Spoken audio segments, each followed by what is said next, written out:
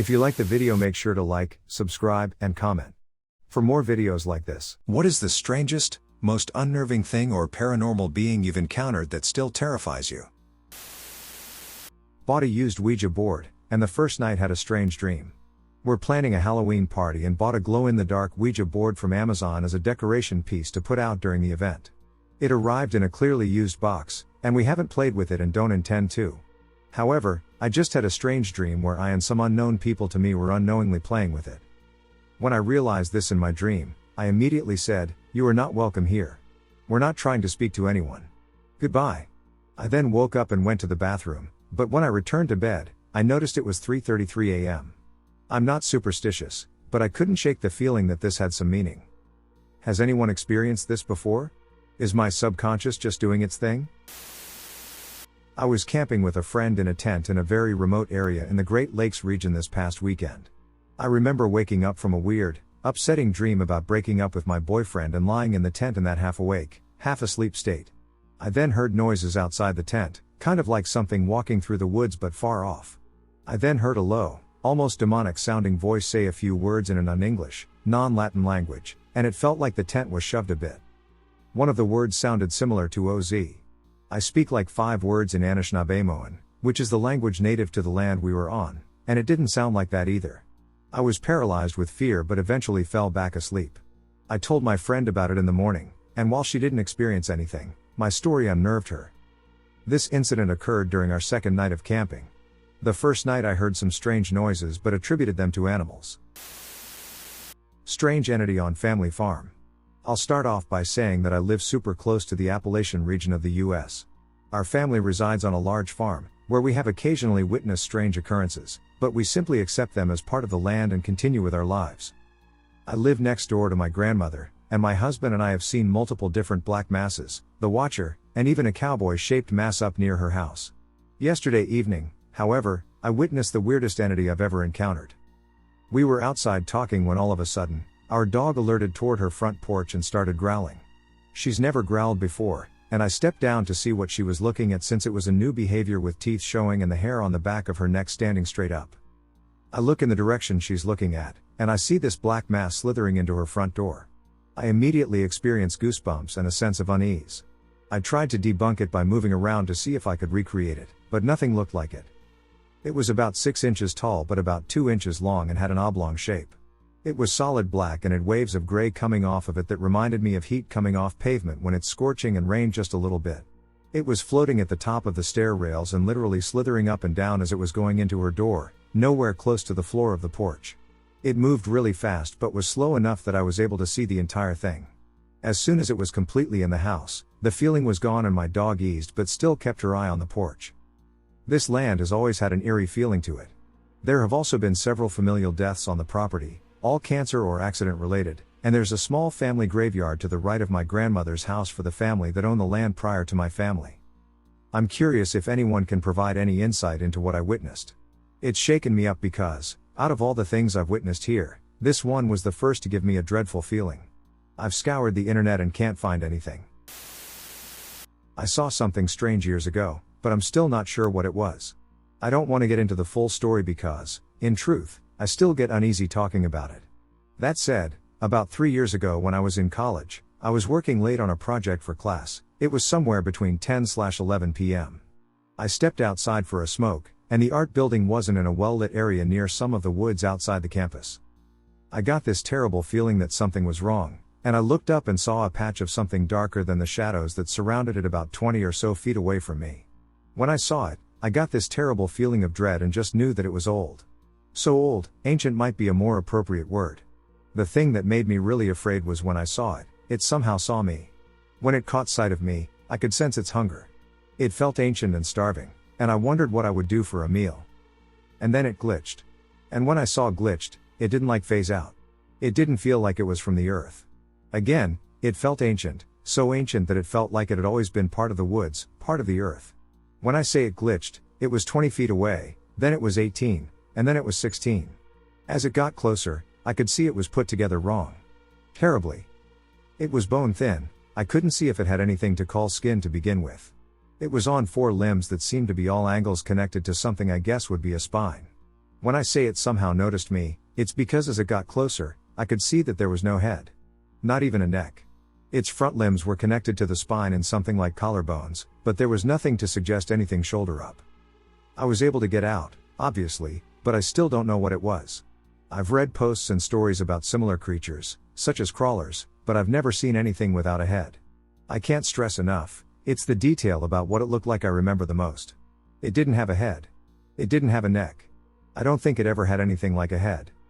Any suggestions as to what it could be? I saw a strange creature tonight near the bayou in a residential neighborhood in the city. My husband, brother, and I all took a walk with our dog.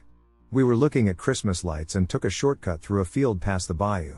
We have taken this shortcut plenty of times over several years. The worst I've seen out there are stray animals. While walking, my husband stops walking, and I suddenly hear leaves rustling. I look in that direction, and I see what appears to be some sort of animal running faster than any normal animal away from us. However, it was running on all fours. Its front arms were longer than the hind legs, I couldn't see a face, and its back was curved downward as the hind legs were shorter. I have never experienced this type of encounter. Typically, especially at night, I can feel an animal watching me, but not this time. I had no idea until it ran. Whatever it was, I felt like I was in serious danger. My gut told me to run away. As it ran away from us and we ran away from it, I flashed my light towards it, and it stopped in the middle of the field and watched us. It doesn't move, and I couldn't see its face. My mind keeps telling me it's a gorilla, but I know there's no way there is a wild gorilla in a residential neighborhood in the city. What could it be? Strange goat shadow monster. Hello everyone, this is my first story. I don't know much about what I saw, and I would appreciate any information on what I might have seen. So this was back in 2017, late summer, when it gets dark around 8 p.m. For reasons I can't recall, my class and I were camping in the woods, preparing to go to sleep and end the day. I was the last person to go through the woods to the toilets, so I ended up going on my own down the dark path where you can very easily get lost. As I was approaching the path through the woods, I looked up over the tree line since I heard a sharp sound, and I saw a shadowy figure that looked almost goat-like. It had pointy horns that were completely straight, larger than the trees, and could change size. My only reason to believe it was able to change size is because after freaking out at the first sight of it, I tried throwing a rock at it when all of a sudden it shrank and disappeared through the tree line. I ran back to the campsite where the teachers were. I told them about it, and of course they didn't believe me, but I know what I saw, and I'm not someone to fake things in my mind or lie about things that can hurt someone. I informed everyone that the area was dangerous and advised them not to return, even during the daytime. I stayed clear of that path while the others did not. During the last 3 days of being there, all the children my age all came back with some type of injury that they couldn't feel/didn't know about. If anyone can give some info as to what it may be, I would greatly appreciate it. The one thing I can think of that somewhat resembles it is Krampus, but it wasn't. I think. I encountered this in 2017 in the United Kingdom in an area called Suffolk, and I've lived from then on as if something is always behind me with bad intentions, but I've never seen whatever I feel and still warn people to this day that they shouldn't go toward forest paths. Rural Michigan strange encounter. I live in a rural Michigan town, and last night my mother called me, panicking that someone was trying to break into my family's house. At 9 p.m., my grandparents, cousins, and aunt were all standing in the living room when they heard someone rapidly knock on the front door, which escalated into them slamming their bodies against it. It was so intense they said it shook my cousin's whole room connected to the front door. They were so scared.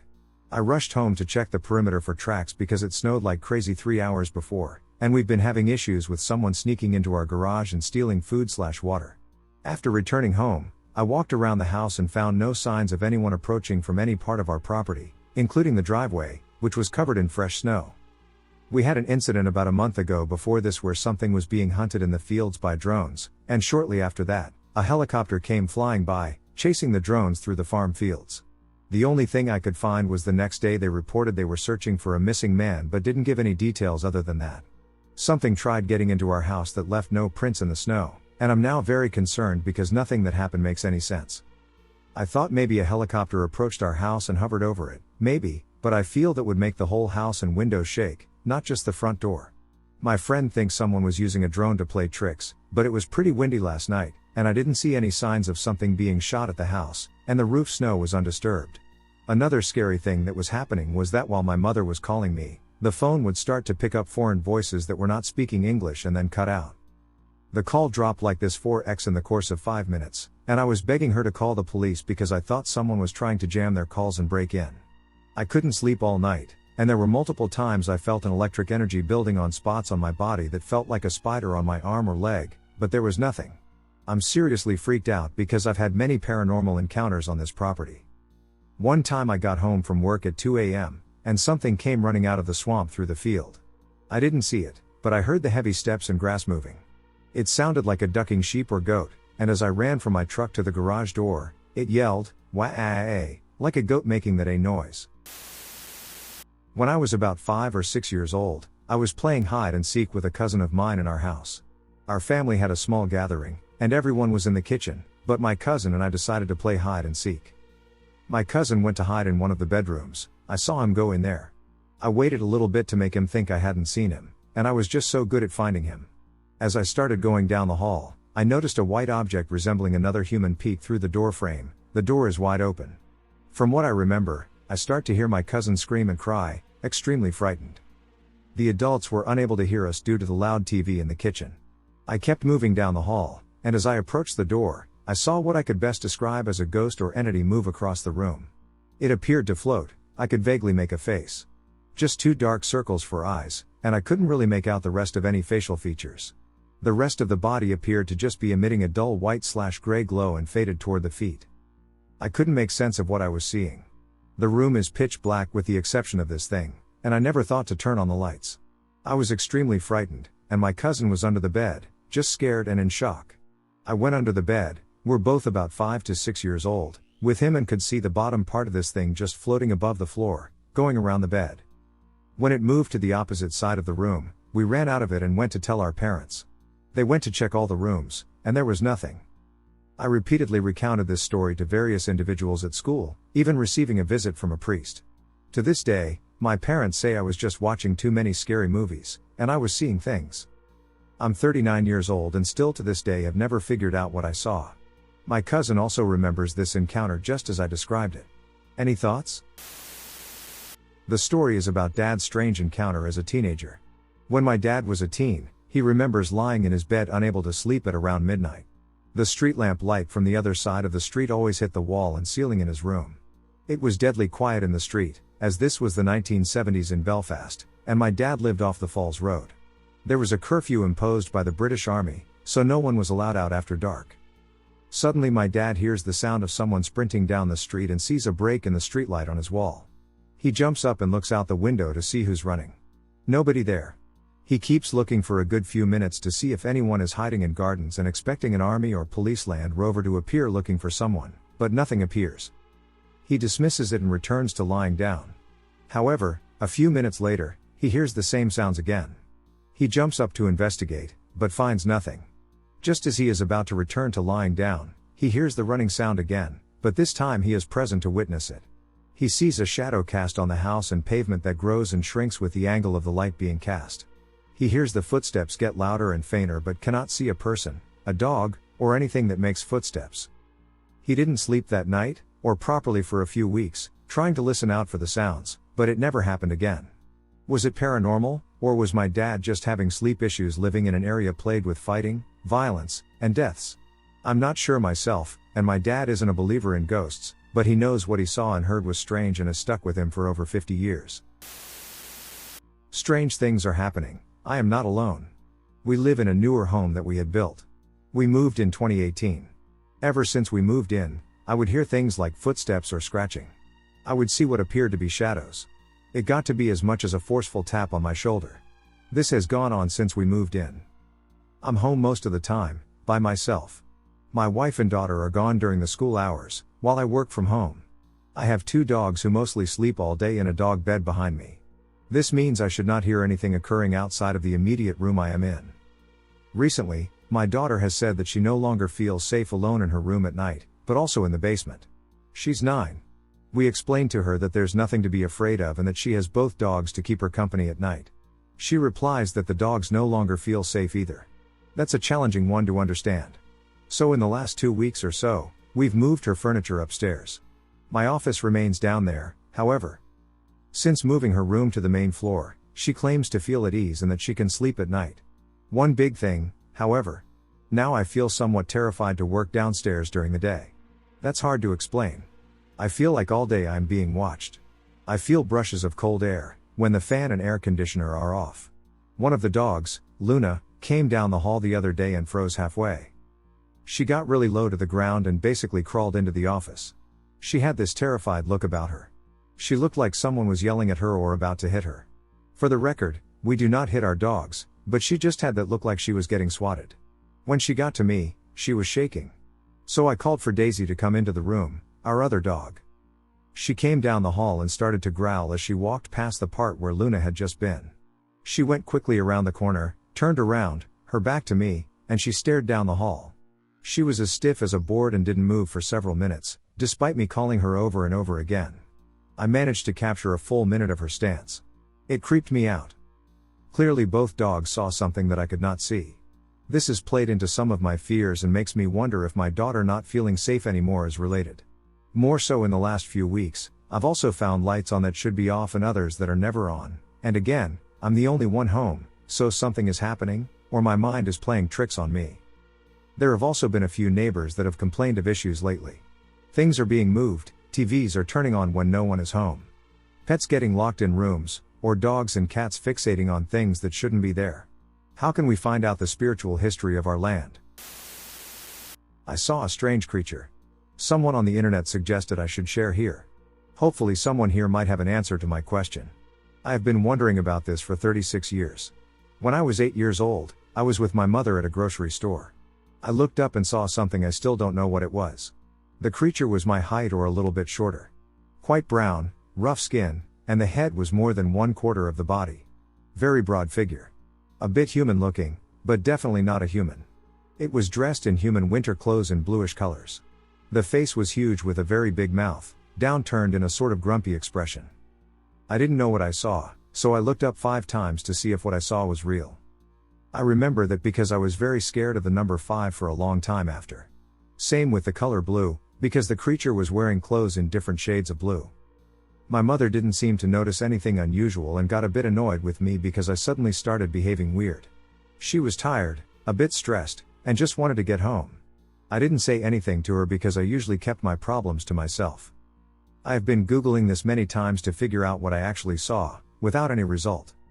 I have never seen any strange things after that. What do you think I saw back then? The strange woods of Maine. I'd like to preface this particular event that happened to me in my youth by saying I've experienced far more paranormal activity, looking back, than I had ever really taken the time to consider. As a child growing up in the backwoods of Maine, I've heard my fair share of strange things in the night. Typically it'll be coyotes hunting or the prowl of another nocturnal creature. As a child, I was never particularly afraid of the dark, but I knew dangers lurked in the absence of light, so at night, I played indoors. During the daytime, however, there were never any restrictions. On one summer afternoon I was riding my bike down the street that branched off my dead-end road. Our only neighbors are a relative and a couple of decent folk just down the way. Otherwise, quiet, dense woods. I would make this ride quite often as there was no town, but this stretch was fun to ride because I could pedal my heart out without having to slow down in order to veer. On this day, I made my normal round up the road only to turn around and head back. I had an uneasy feeling on the ride up, which was the only abnormality. I felt like I was being watched. Something told me to look towards the woods on my right, and I did so reluctantly. Deep in the woods amongst the pines, I saw a black, almost liquid thing peer out from behind a tree. My heart dropped. I took off pedaling as fast as my feet would take me, keeping a steady eye on the woods to my right. This thing kept pace effortlessly, darting from tree to tree like a primordial ooze. It was either playing or stalking prey. I wasn't about to stop and find out. Pedaling so hard I thought my chain would snap. I knew my uncle's house was approaching on the left. I spun out in the dirt, ditched the bike, and ran to his door, frantically knocking.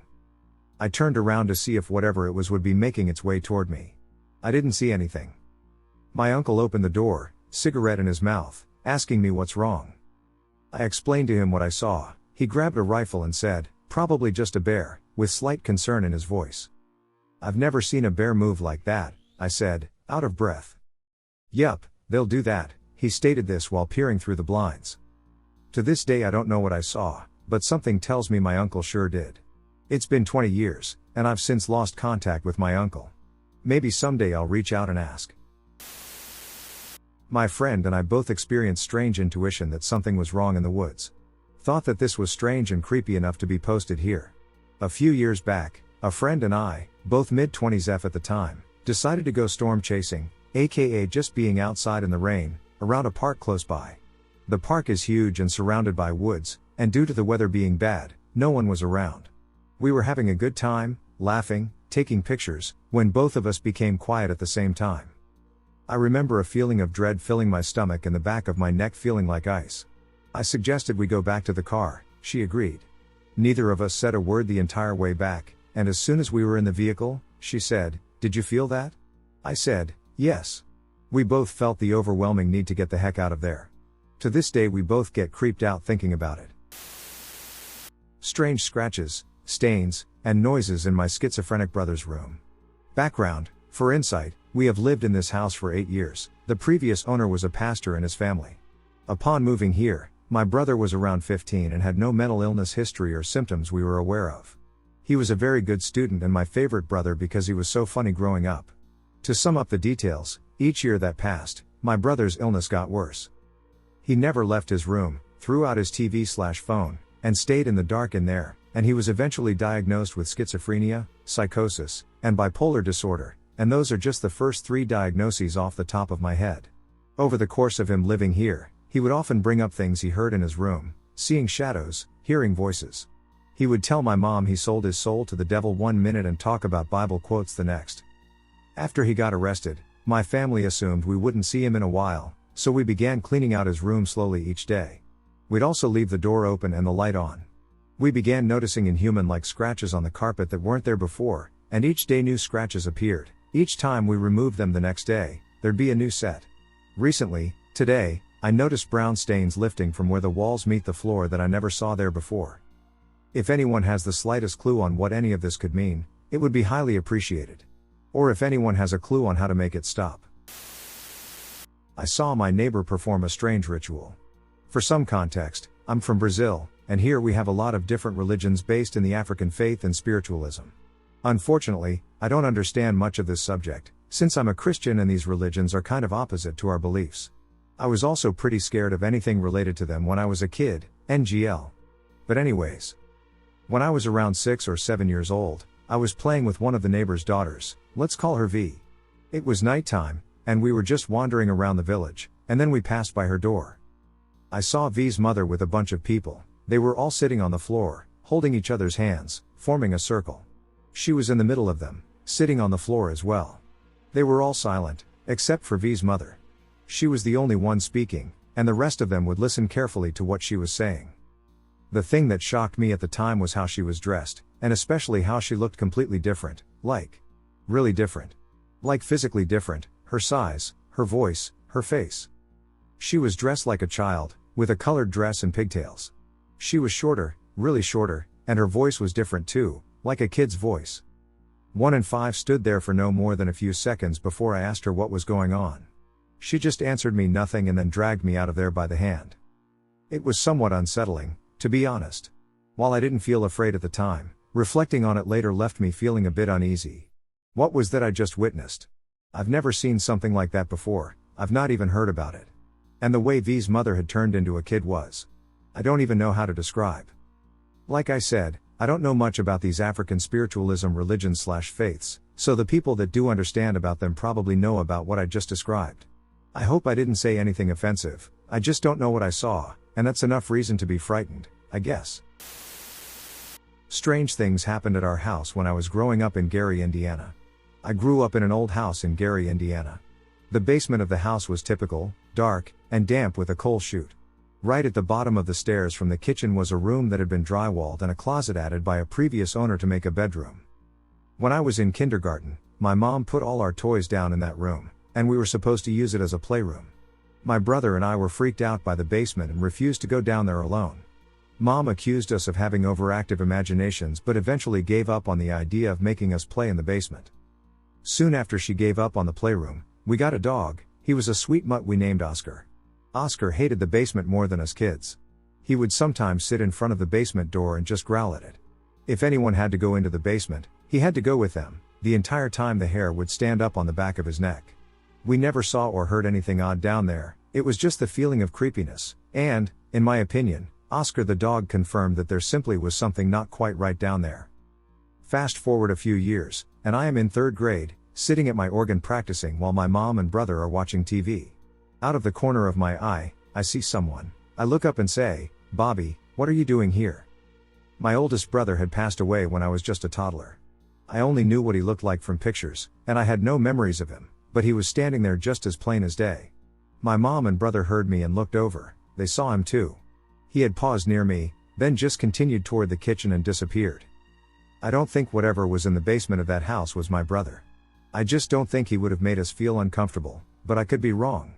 We never saw him at the house before that or again after that time, and I have never been able to think of a reason he decided to visit us after so many years. His appearance didn't scare us, it was just confusing because he had been gone for so long. I'd be interested in hearing other people's perspectives on why we saw him after so many years. Strange occurrence in the mountains. This all happened back in 1985 and 1986, but these are things that my friend and I will never forget. I was working the summers at an old retreat in the North Carolina mountains with about 50 other young adults. It was great fun. While the place had lots of modern buildings, it was ruled over by a hulking white building built in 1912. I think it's important to note that most of the building is just an extension of the mountain itself. It was built using the trees from right where it stands as well as the rocks and boulders used for the foundation. It's 3 stories, but really 5 counting the basement and the attic full of bats. It was amazing watching them pour out of there every night. The front of the building is an enormous portico with white columns stretching up all 3 stories. That porch is full of rocking chairs from which you can see a majestic view of the Smoky Mountains. But the back of that building is where we worked. The back of the building was hugged by 2 large wings, forming a U shape back there. We entered our housekeeping facilities via a fire escape that stretched straight up to the 2nd floor rear entrance, a single green metal door. That door was one I knew well. Housekeeping was my department for 3 summers, and even though this was now just the end of the first summer, I was well acquainted with it. It was big, green, metallic, and heavy as shit, with a pull on the outside and a bar to push on the inside to open it. It did not stay open. In fact, fire regulations required it to stay closed at all times, and it was engineered to shut automatically. So of course during the summer with no air conditioning in the building, we kept it propped open with a full bucket of water during the day, regulations be damned. A few nights before we all left, we were cleaning our dorms and trying to turn it into a party when we all ran out of cleaning supplies. So around 9 o'clock at night, my best friend and I drive our lazy asses down to the back of the building. It was only a short distance, but there was a very steep incline we didn't want to walk. I parked my car right in front of the stairs, and we got out. At this point we both began to feel odd. The air was still and stuffy, and I felt positively enveloped by this building, standing in the middle with those massive wings rising around us. The building was completely dark, and since we had been shutting it down for winter, it was already locked up tight. My friend had been with me earlier in the day when I had locked that door. The one at the top of the stairs. As we climbed the stairs, I felt positively oppressed and had to stop. My friend did too. I told him I was scared, and he admitted the same. I had never felt scared of this building before, and I had spent plenty of time in it alone, exploring the basement and attic. We pressed slowly forward again, and a few steps up, I literally felt an icy chill down my spine. I know it's a stupid cliche, but I've never felt anything like it before or since. Like someone pressed an icicle down the length of my spine. Finally we reached the top of the stairs, and the instant I put my foot on the top landing, that freaking door swung open wide and stood open for us, revealing the short entranceway bathed in the red light of the exit sign. It wanted us in there, and we both felt it, but it did not feel welcoming at all. In fact, I've never been more scared of anything in my life. 37 years later, it still freaks me out. We both just stood there completely stunned for what felt like minutes before I totally freaked out, started screaming incoherently, and scrambled down the steps, jumping way too many on the way down. We both ran up the steep incline yelling and screaming, leaving my car behind. Everyone came down and searched the building with us. It was empty, of course, and the door was shut fast and locked when we got back. No one could have pushed that door open and run away without us hearing them. The floors squeaked when you walked on them, and someone running would have been very loud. I have looked at this from every angle I can think of, but I still have no explanation for what happened. I worked there for 3 more summers in that building and have more stories if interested. My friend stayed at work through the winter one year and saw the Hat Man in the same building. I think there is something strange about my house. So I lived in the same house my entire life, and I have had a few very strange experiences I can't explain. I'm usually not one to jump to conclusions, but after thinking for a while, I am starting to suspect something. My first real experience was a few years ago now. I might have been 12 or 13. It was a usual Saturday playing games with my friends over Xbox when I heard screaming coming from my neighbor's house. It sounded like a girl the same age as me and a younger boy, maybe about 9. And this wasn't play screaming, this was horrific screaming. To give some detail on how easy it was to hear this, my house and my neighbor's house are connected. So it was easy to hear it. I told my friends to pause their game and listen to my mic, they all did so, and we sat there and listened to the screaming. I asked them if they could hear it, and they confirmed it. I told them I would be right back before muting and defining my headset. I went downstairs and told my dad about the screaming. I noticed I couldn't hear it at all from our living room where my dad was. He questioned me, and I told him to come and listen, so he did. When we got to my room, it was silent, no screaming. He looked at me as if I was crazy, told me off, and went back to the living room. After that I sat back down and started playing with my friends again. Not even 2 minutes later, the screaming started again, but this time I could make out some words the girl was saying. She was screaming about leaving her alone and not to hurt someone. I simply sat there and tried to tune out the noise. After about an hour of screaming, it just stopped. There were no other sounds, only silence. That entire experience scares the hell out of me. As the years went on, I started to feel as if there was something wrong with my house. Just everywhere I went in, it felt off. Particularly the cupboard under my stairs. Sometimes pass it in the middle of the night and see that it's open. And I just stand there and stare into it. It always feels like there is a presence down in there that's looking right back at me. It's a hard feeling to explain. It's almost like something is mocking me. I have 2 other experiences that have scared the hell out of me as well. One of these times I had a close friend around, and my parents had gone out. We were in the kitchen grabbing some snacks, and we heard the extremely recognizable sound of my front door opening and then closing. There is no way anyone could tell me it was anything else, I know the sound all too well. We ran to the hall to check it out, but nothing was out of place, there was no one else in the house except us. My final story happened last year. Probably the worst experience of my life. It was late at night, and I had gone to the kitchen to get a drink. When making it at the corner of my eye, I saw this small, pale figure lean around the corner of the door frame and look at me. It had no facial features, just a blank white face. As soon as I turned my head to look at it, it darted out of the door frame and into my living room. I ran after and actively looked around for whatever it was. That very moment scared the ever-loving shit out of me. I was so convinced by what I saw that I chased after it. I have never in my life done that. I do not wish to experience seeing that thing again. If anyone has any explanations as to what is happening, let me know. When I was 7 years old, I saw a black figure in my doorway with a brimmed hat. What did I encounter? It was a normal day. I was playing with my dog outside, named Harley. She was an English bulldog who was as friendly as she could be. My aunt called me in for bed. I felt sad because I was enjoying a game of tug-of-war with my puppy. I went inside and lay down on my bed. My uncle came to my room. He gave me a hug and tucked me in. At least an hour later, I put the Goofy movie into my VHS player, and all of a sudden I had a really weird feeling, not like I was being watched or like I was dreaming. It was a feeling of familiarity, like I was in the presence of someone I knew. I didn't feel scared at all. I looked up, and there he was, at least 6'4" to 6'6", wearing a long trench coat that went all the way to the ground and a broad-brimmed hat. Whatever I was seeing was completely black, darker than the dark room that I was in, and entirely featureless. When I saw it, I wasn't scared or paralyzed. I was more curious, and I honestly felt safe and like it was friendly, so I said hello? And snapped my fingers just to make sure I was awake. I looked at him for at least 10 minutes before I waved at him. As soon as I wave at him, he's gone just as fast as he appeared. I lay in bed, completely stunned by what was happening. I went back to watching the Goofy movie, and I had an entirely normal night after that. Nothing else was strange or out of the ordinary. The weirdest thing was that I wasn't scared by this shadow figure. Instead, I felt a strange sense of calmness and curiosity, as if I had encountered a long-lost friend. It was as if the presence of the shadow figure had somehow reassured me rather than instilling fear. I have no idea what this was. It resembled Hat Man, but in no way threatened me. The shadow figure seemed to be observing me from a distance, almost as if it were studying my every move. The encounter with the shadow figure left me with a lingering sense of curiosity. It's as if that brief interaction held a hidden meaning or purpose that I may never fully comprehend. Despite not seeing him again, the memory of that enigmatic presence continues to puzzle and fascinate me. Strange backpacking experience in Shenandoah National Park. I had an unusual experience during a backpacking trip on the Tuscarora Trail, I believe. This was probably around 4 years ago now. My friend and I set up camp at one of the backcountry sites along the dried-up riverbed at the bottom of the trail. No one had set up at the other primitive sites, so we were alone unless someone came after dark and left before sunrise.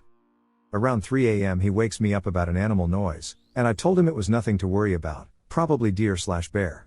While trying to fall back asleep, I start hearing somewhat distant drums, but I just go to sleep because I'm too tired to ask him if he hears them too. The next morning, breaking down the tent, I ask him, "Hey, did you hear the drums?" He said. We didn't talk any more about it until a few days later. We both heard the same thing but had no explanation as to where it came from. They weren't like modern sounding drums, such as drum sets or marching band drums, and they just kept a steady beat. This is a weird one. I have no explanation, so take from it what you will. A group of friends and I rented a weekend at a rustic cabin on the Appalachian Trail called the Shire Trail Center. It's open for anyone to rent and was a really fun time. Anyway, this was on the 10th of December 2021, during that weekend of crazy storms that dropped a ton of tornadoes in TN and KY. The night the system passed through, wind gusts were insane, and the sky was roiling. The cabin was fairly isolated. I recall hearing there was another cabin a good ways down the trail, but, in general, we were far removed from any civilization. It sat on part of the trail and was about half a mile from an unremarkable trailhead off of Skyline Drive. Behind the cabin was a hill cleared of trees but with a good bit of overgrowth extending about 100 yards to a tree line. Flanking the cabin to the right was a skinny, winding, and unkempt trail that connected the cabin's yard to another trail beyond the tree line below. We had done a fair bit of hiking during the day and had explored these trails. The side trail was littered with fallen trees and numerous large, dangerous branches that had fallen during the storm. It wasn't easily navigable in perfect weather during the day and became much less so by the next morning. The night of the storm, we were all drinking and enjoying ourselves as one does. I had a few drinks myself, but no more than 2 or 3, as booze consistently gives me headaches in my old age, 30 at the time. As the night went on, more and more of the group retired to bed, but a smaller group of us stayed up well into the night chatting and enjoying the time away from our busy lives. Somewhere between 3 and 4 a.m., we went out for a smoke. The wind was howling, and getting them started was a nightmare, but the rapidly moving clouds in the sky and the undulations of the trees down the hill made quite the spectacle. Only the light from a small town at the mountain's base was visible. While out there smoking, I noticed a red light moving parallel to the tree line at the base of the hill. At this point, I thought nothing of it. It was just an unnoticed, distant light through the woods made visible by the trees giving way in the wind, creating a path for the light to reach us. Watching it, however, it was clearly in motion independent of the wind. It crossed the clearing without interruption. While observing it, I thought it may be a headlamp illuminating someone's way.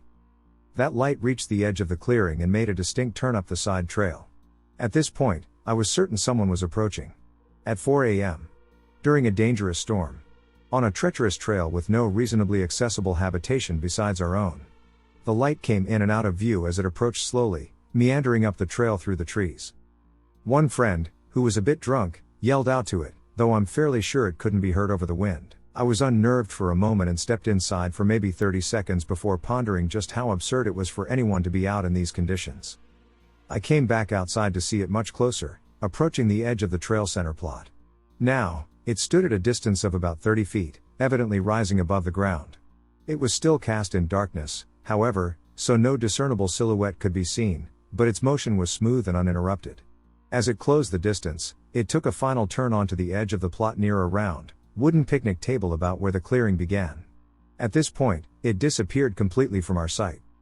To be honest, I still don't know how to interpret this situation. At first I thought maybe it was a person hiking that turned off their light to avoid being accosted by people at 4 a.m.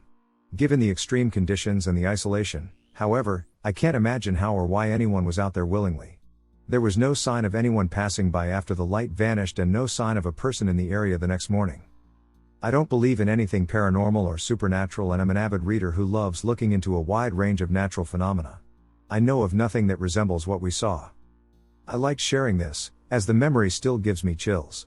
Perhaps someone has even a tiny bit of insight as to what or who was out there that night, braving the trail in dangerous weather. When I, 15, female, was between the ages of 4 and 6 years old, I saw something strange when I was on the bus. To explain the whole story, I and my family were getting on the public bus to go to Main Street. We went to sit at the back of the bus, and if you've been on a public bus before, you'll know that there's a second exit in the middle of the bus near the back. A short while after we sat down, the bus began moving. I don't remember what I was doing prior to seeing this or if I was talking to any of my siblings, but when I looked at the second exit for a split second, my surroundings turned into a blue color, and depending on the actual color of the object, it would determine how light or dark the blue was, like a black and white TV but blue.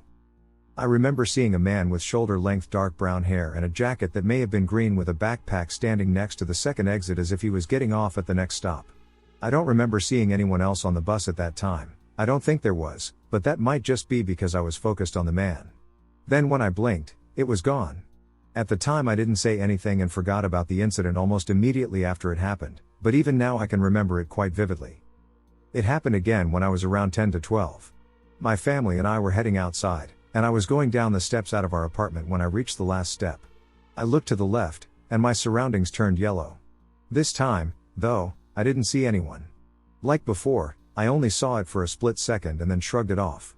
I'm not really sure if this incident really happened because it may have just been a trick of the light, as it was sunny that day. The last time it happened was when I was 12 or 13. We were going back inside our apartment after parking our car in the parking lot. I was ahead of my family and looked in the corner of the parking lot when my surroundings turned purple this time, and I saw a small car that I think was silver. I saw someone sitting on the hood of the car. I blinked, and it was gone. I can't remember clearly if there was a car there, but I do know that there wasn't actually anyone there. Usually after these incidents, I just shrugged them off like nothing happened right after and only really thought about them days, weeks, or even years after they happened. Recently I've been looking into a lot of paranormal things, and these incidents have been coming to mind more often. I hope someone here has some idea of what this may be. Strange event when I was a child. So when I was a kid, I used to be terribly afraid of the dark. When my mom watched TV late at night, I had to sleep with the closet light on and the bedroom door open to the living room. My bed was situated in the room where my head was to the wall in the back corner of the room, looking directly out of the door into the living room.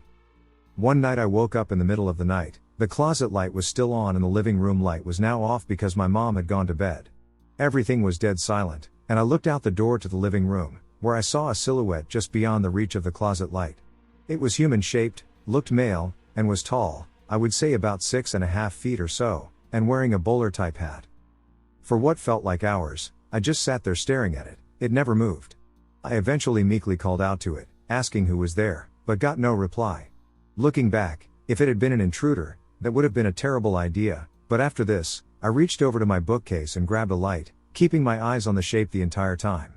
I flicked on the flashlight, and there was nothing there, just the living room. After a bit of time, I got up and walked into the living room and began searching the house. Again, if it were an intruder, I would have been in big trouble, but my search came up empty. The basement door was still latched shut, and the attic door is behind that as well, so no one was down there. The bathroom, living room, kitchen, parents' room, cat's room, both hallway closets, and brother's room, and no tall man with a hat. At this point I was convinced that I had just been seeing things and went back into the living room, where I looked in the direction of where I would have been looking to see the shape, but there was nothing that could have made that shape, just the coffee table and an armchair in that strip of sight. I went back to bed, and when I lay down and shut off the flashlight, I looked out and didn't see the shape this time, and I've had a thing about being uncomfortable with open doors ever since. This isn't where it ended, though. I had never told anyone about this encounter for years afterward. However, one day my mom and I were talking in the car, and she mentioned that like a year or two after I had seen this shape, my brother had been really sick with a high fever, and she had been taking care of him when he asked her who the guy in the hallway with the hat was, but when she looked, she didn't see anything. This immediately raised some alarm bells because, like I said, I didn't tell anyone about seeing it. Also, ever since I saw this man shape just outside my doorway, when I go through the living room, I get this deep, unshakable feeling that I'm being watched, and the longer I stay in there, the closer it gets. The feeling immediately goes away when I get far enough down the hallway or into my bedroom, and it only happens really late at night, around 2 to 5 a.m. Now there is one last thing that happened in relation to this. Besides still getting the feeling of being watched every night, I have to go to the kitchen or bathroom. I started a job and was at work when a clearly disturbed man came into the store. He seemed to be deep in conversation with someone who wasn't there, referring to the person who wasn't there as Alex during the one-sided conversation. As he was passing me, he stopped and looked behind me and up and said to me, "Who is your friend? I love his hat." Before he just continued walking, and that chilled me to the bone. I do sometimes get this feeling just out and about that I'm being watched for a few seconds and get really creeped out, so it makes me wonder if this shape follows me outside the house sometimes. It would be easy just to dismiss what he said since he clearly wasn't all there, but it was really specific how he mentioned the hat and looked up as if he were looking at someone taller than me. My late grandfather and the strange messages from nature. Something has been happening in my life recently, and I'm starting to wonder if it's just my imagination, or if my late grandfather is trying to communicate with me. He died this year in July after I, 26, graduated from night school. I always thought of him to be someone who never dies. I didn't visit my grandparents as often because I believed he would always be there. A few days ago, I lost my phone and was frantically searching for it. Out of desperation, I looked at a photo of my late Nono and asked out loud, "Nono, mi patres de aiutare a cercare il cellulare, per favore?" Almost immediately after, I found my phone. It felt too coincidental to be random, almost as if he was there, helping me. But that's not all. I've been noticing strange things involving birds and nature, and they all seem to circle back to him. For example, the magpie incident. I have a fig tree, the last gift I received from my Nono just 3 days before he passed away. Recently, a magpie perched outside the fig tree and started yelling loudly, almost like it was scolding me. It felt like my Nono was telling me to take better care of the tree. I'm terrible at caring for plants, so this tracks. When I went to check, I saw bloodied feathers on the ground near it, a pile of seeds, and even a dead dove. It was unsettling but also felt like a clear message: pay attention. The robin and the blackbird. A robin died at my workplace recently, and I had to bury it there. It felt symbolic, as though something in my life was coming to an end to make way for something new. Around the same time, a blackbird landed near me, just staring, as if observing. It felt like another reminder to notice the little things. I don't know if I'm just noticing more because I'm grieving and thinking about him, or if these are his ways of nudging me to take action. Maybe it's both. But these moments feel too meaningful to dismiss. Have any of you had similar experiences, where you felt like a loved one was guiding you after they passed? And, honestly, if you have tips on keeping a fig tree alive, send those my way too. A few years ago, around 2015 or 16, my friend and I were walking late at night to the store to get some food when we heard strange metallic clicking sounds, similar to the sound made by plastic zip ties but made of metal. Although we found this unusual, we continued with our routine as if nothing had happened. After we got food and started walking back, I forget what led up to it, but we stopped and started looking at the sky, where we noticed a dot moving. At first we thought it was a comet or even a dying star until it started to move. First it went left at an angle, which is why we first thought it was a comet, until we looked back at it and it was falling right, going the opposite of what we first saw, after which it made a U-turn going straight up. We would joke about it being an UFO and whatnot, not really taking it seriously, and honestly, I still don't really believe what we saw was a UFO until I recently had a dream a while back. The same exact dream I had after that night with a weird moving light. Now the dream goes something like this: I wake up, but not waking up, more like I blinked, and when I opened my eyes, that's when I started seeing, in a forest I do not recognize, surrounded by faces I do not know. These two tall, skinny people with sunken faces walk up to me and start addressing and talking to me. I don't remember what they said, just what they looked like. The weird part was that I could experience the entire dream like a movie. Normally in my dreams something happens that forces me out of them for one reason or another, but not this time. This time I was able to go through the entire dream until I woke up naturally. I'm not one to deny aliens because there's a big space out there, a little ball of dirt and water we call home, but the fact that I've had the dream again in recent years with the exact details and can remember it so vividly has had me wondering and wanting to at least talk about it and vent, you know. Now, due to living in old homes with grandparents and foster care, I've had all sorts of encounters with ghosts and even the Fae on a few occasions. A Wiccan friend of mine told me that I had an unusual sensitivity to the supernatural, leading me to never question the supernatural. However, this was my first and only genuine encounter with a UFO, which has left me in a state of wonder. Strange experiences in my home. I have lived in my current house for about 13 years now but didn't experience anything I would call paranormal until the last year or so. I live with my mother and my partner. My current partner moved in around a year ago, and since she did, she reported hearing scratching on the walls, banging on doors, etc. I didn't have those same experiences, and to be honest, being a bit of a skeptic, I dismissed her experiences. I feel like an idiot about it now. Around a month ago, in the early hours of the morning, I was standing in the kitchen alone. The kitchen leads to the hallway, and I spotted, just for a moment, a strange figure. I feel silly describing it because it's so cliché. It looked like a little girl in a flowing dress. I only saw it for like half a second before it just wasn't there. It never appeared to move, appear, or disappear exactly. It was just there, then not. I was terrified, but I blamed it on my 2 drinks. I wasn't drunk, just tipsy. I did tell my partner, and she said she had also seen a figure in the corner of our bedroom near the door and described, without having heard my description of what I saw, the same figure. Since then, my partner and I have both seen the figure in our peripheral vision several times, usually in the upstairs hallway. My partner, who has not suffered from panic attacks in years, is now having regular panic attacks in the early hours of the morning, often waking up to them, and the auditory phenomena have had a marked uptick. The most concerning experience was a few days ago, when I was sitting in our bedroom with my partner while my mom was sitting in her bedroom next door, in the early evening. Both of us heard clear as day my mom screaming as if she was in pain for me. She called me by name. I burst into her room, but she said she didn't yell and hadn't heard anything. She's not the type to make something like this up, and I don't see why she would. In addition to this, food has started going missing from our house, food I know we have and that could not have possibly all been used since the last time I saw it. We have a security camera I am going to set up in the kitchen to keep an eye on this. I know it sounds cliché, but I was a total skeptic before all this, and I am not anymore. I know it's vague, but I can definitely feel a presence in my home. I'm not sure what could cause a spirit to latch onto people or places, but I have used a Ouija board, at least 10 years ago now, and I didn't experience anything weird afterwards. In the past, and when my partner was young, she did report a paranormal presence in her dad's house, which they ended up getting a priest in to deal with. I have bought some incense online to burn and some selenite crystals on the advice of my partner's mother. Other than this, is there anything we should be doing either to further investigate or ward off whatever this thing is? Thanks so much in advance for any advice you can give. My partner is feeling pretty calm about all this, as she has had paranormal experiences before, but this is the first time I've dealt with anything like this, and I'm getting to be a bit spooked, if I'm honest.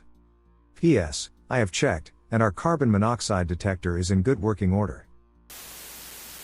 I once had a strange encounter with a woman who claimed to be a vampire. At first I thought she was on drugs, but then she did something that made me wonder if she was telling the truth. I was 16, and a friend and I were walking through our local park at night when we saw this Asian woman wearing what looked like a traditional Chinese dress dancing alone in the grass. She then started running towards us, scared the shit out of me, and began telling us how handsome we were. This woman appeared to be in her mid to late 20s, and honestly, she was stunningly beautiful. She kept telling us that she was a vampire and that she was centuries old. I was thinking, okay, she's obviously on drugs, but then she gazes into my eyes and says, "Do you want to feel my energy?" I said sure, then she placed her hand a few inches from my face. The amount of energy, or whatever it was, that came from her hand caused my entire skull to vibrate and made me extremely dizzy. I don't know what that was. I never saw her again, and to this day I often think about it. I'm 23 now.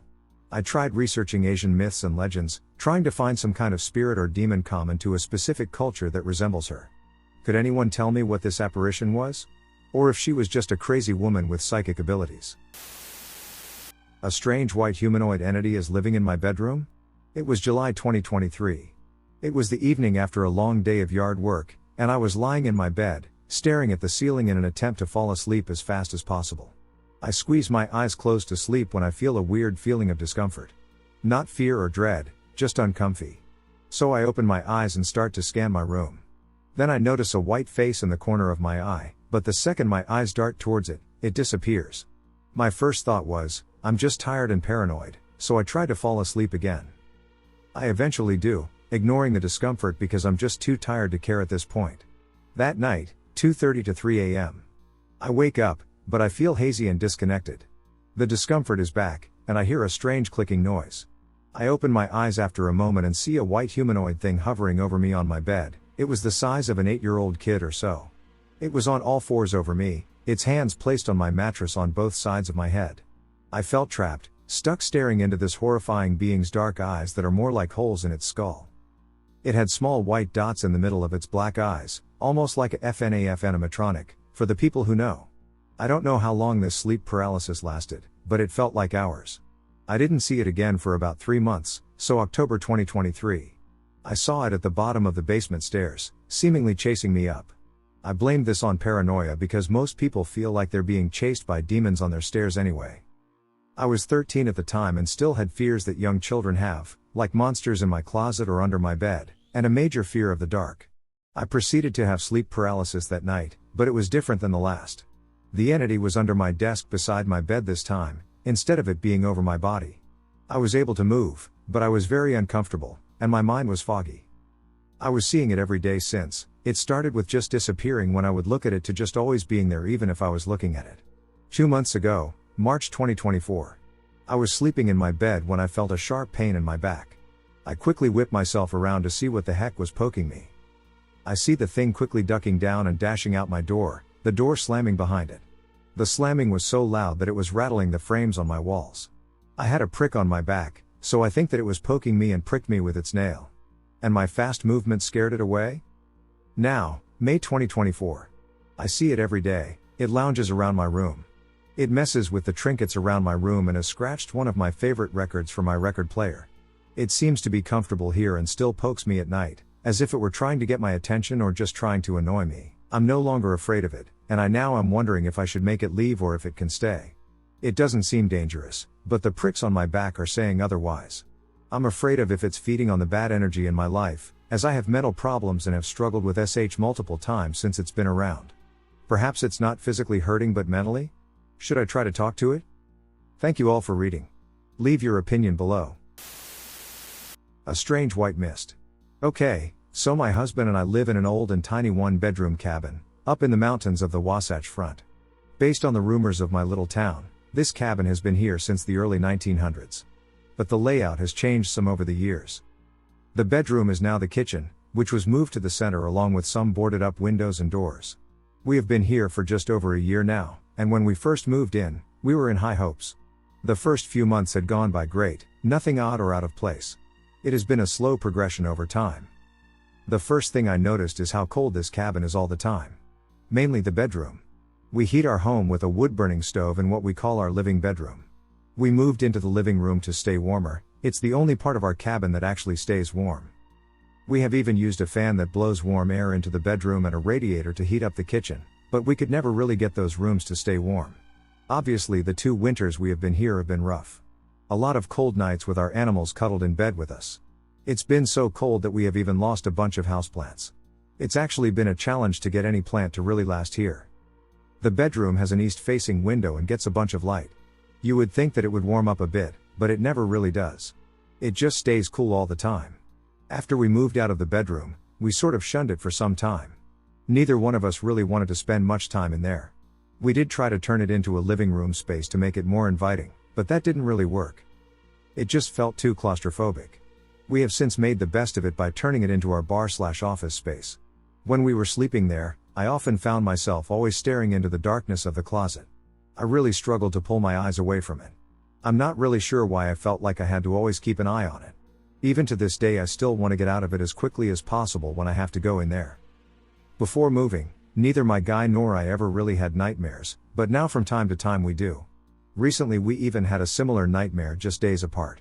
My husband said that in his dream he was lying in bed in the dark trying to sleep, but he couldn't. He felt like someone was standing over him. When he opened his eyes, there was a dark shadow looming over him. He said it felt dark. Then he woke up. He said that in his dream he felt like he was awake, and he was really shocked when he woke up. My dream started out the same as his. I was in bed trying to sleep, but I felt like someone was watching me. When I opened my eyes to see if something was there, I saw a dark shadow standing in the doorway to the kitchen. I felt frozen. I felt like I shouldn't take my eyes off of it. But I had to blink. When I did, the shadow had moved and was standing over me. I felt trapped. I thought I was awake. I was completely surprised when I jumped awake. Nothing was there. No shadow, just the darkness of our room. Now there is an odd white mist that apparently I only see. And it's not just seen from the corner of my eye, it happens right in front of me. It's like a little puff of smoke that just seems to happen out of nowhere, and only when I am alone. Some days I see it multiple times, other times several days will pass without a single sighting. I have tried to look it up before. The non-paranormal sites say it's something that happens when warm air and cold air mix. But I don't really think that is the case because I'll see it happen all over the cabin, next to me or across the room, warm or cold. And it comes and goes so quickly, it never lingers. I have asked my husband multiple times if he has ever noticed the mist, but every time he says no. Luckily he doesn't think I'm crazy. What do you guys think the white mist is? Paranormal? Or do you think there could be another explanation? Dark figure and strange sounds. This was in Minot AFB, North Dakota, where I was born. These events started when I was a little boy, and in second grade, every night, like clockwork, I would wake up in the middle of the night. Every now and then I get an urge to search to see if anyone had a similar occurrence but have not found anybody else who had a story similar to mine with respect to the specific noise I would hear that precluded each of the events. I have told a number of people my story, and the best way I could ever describe it was mechanical, metallic, and high-pitched. Imagine the sound that movies and animes use whenever a sword or a blade is drawn quickly from its sheath. Now transpose that sound into the rhythmic pulsing cadence of a steam engine from an old train. I would wake up each night for some reason and would be in my bed just lying there, either trying to get back to sleep or entertaining myself until I got tired again. Sometimes I would just be playing with a toy like a matchbox car. All of a sudden, I would start hearing it. The sound would start very faint, distant, but distinct. Since we lived in a 2-story base housing and my bedroom was upstairs, I had always thought it was originating from downstairs in the basement, but I don't know. The sound would linearly grow and intensify as if it were drawing closer. There were pauses in between each pair of pulses, hence the steam engine analogy. The noise would grow to become almost deafening, and then it would just stop abruptly, and there was complete silence. I would always try and hide under my covers, clenching my eyes tightly, but I could hear something distinctly moving about my room as if it was investigating or searching for something. I had a bunk bed. At first I used to sleep on the bottom bunk, but when this routinely started happening, I moved up to the top bunk just to put more distance between me and the entity.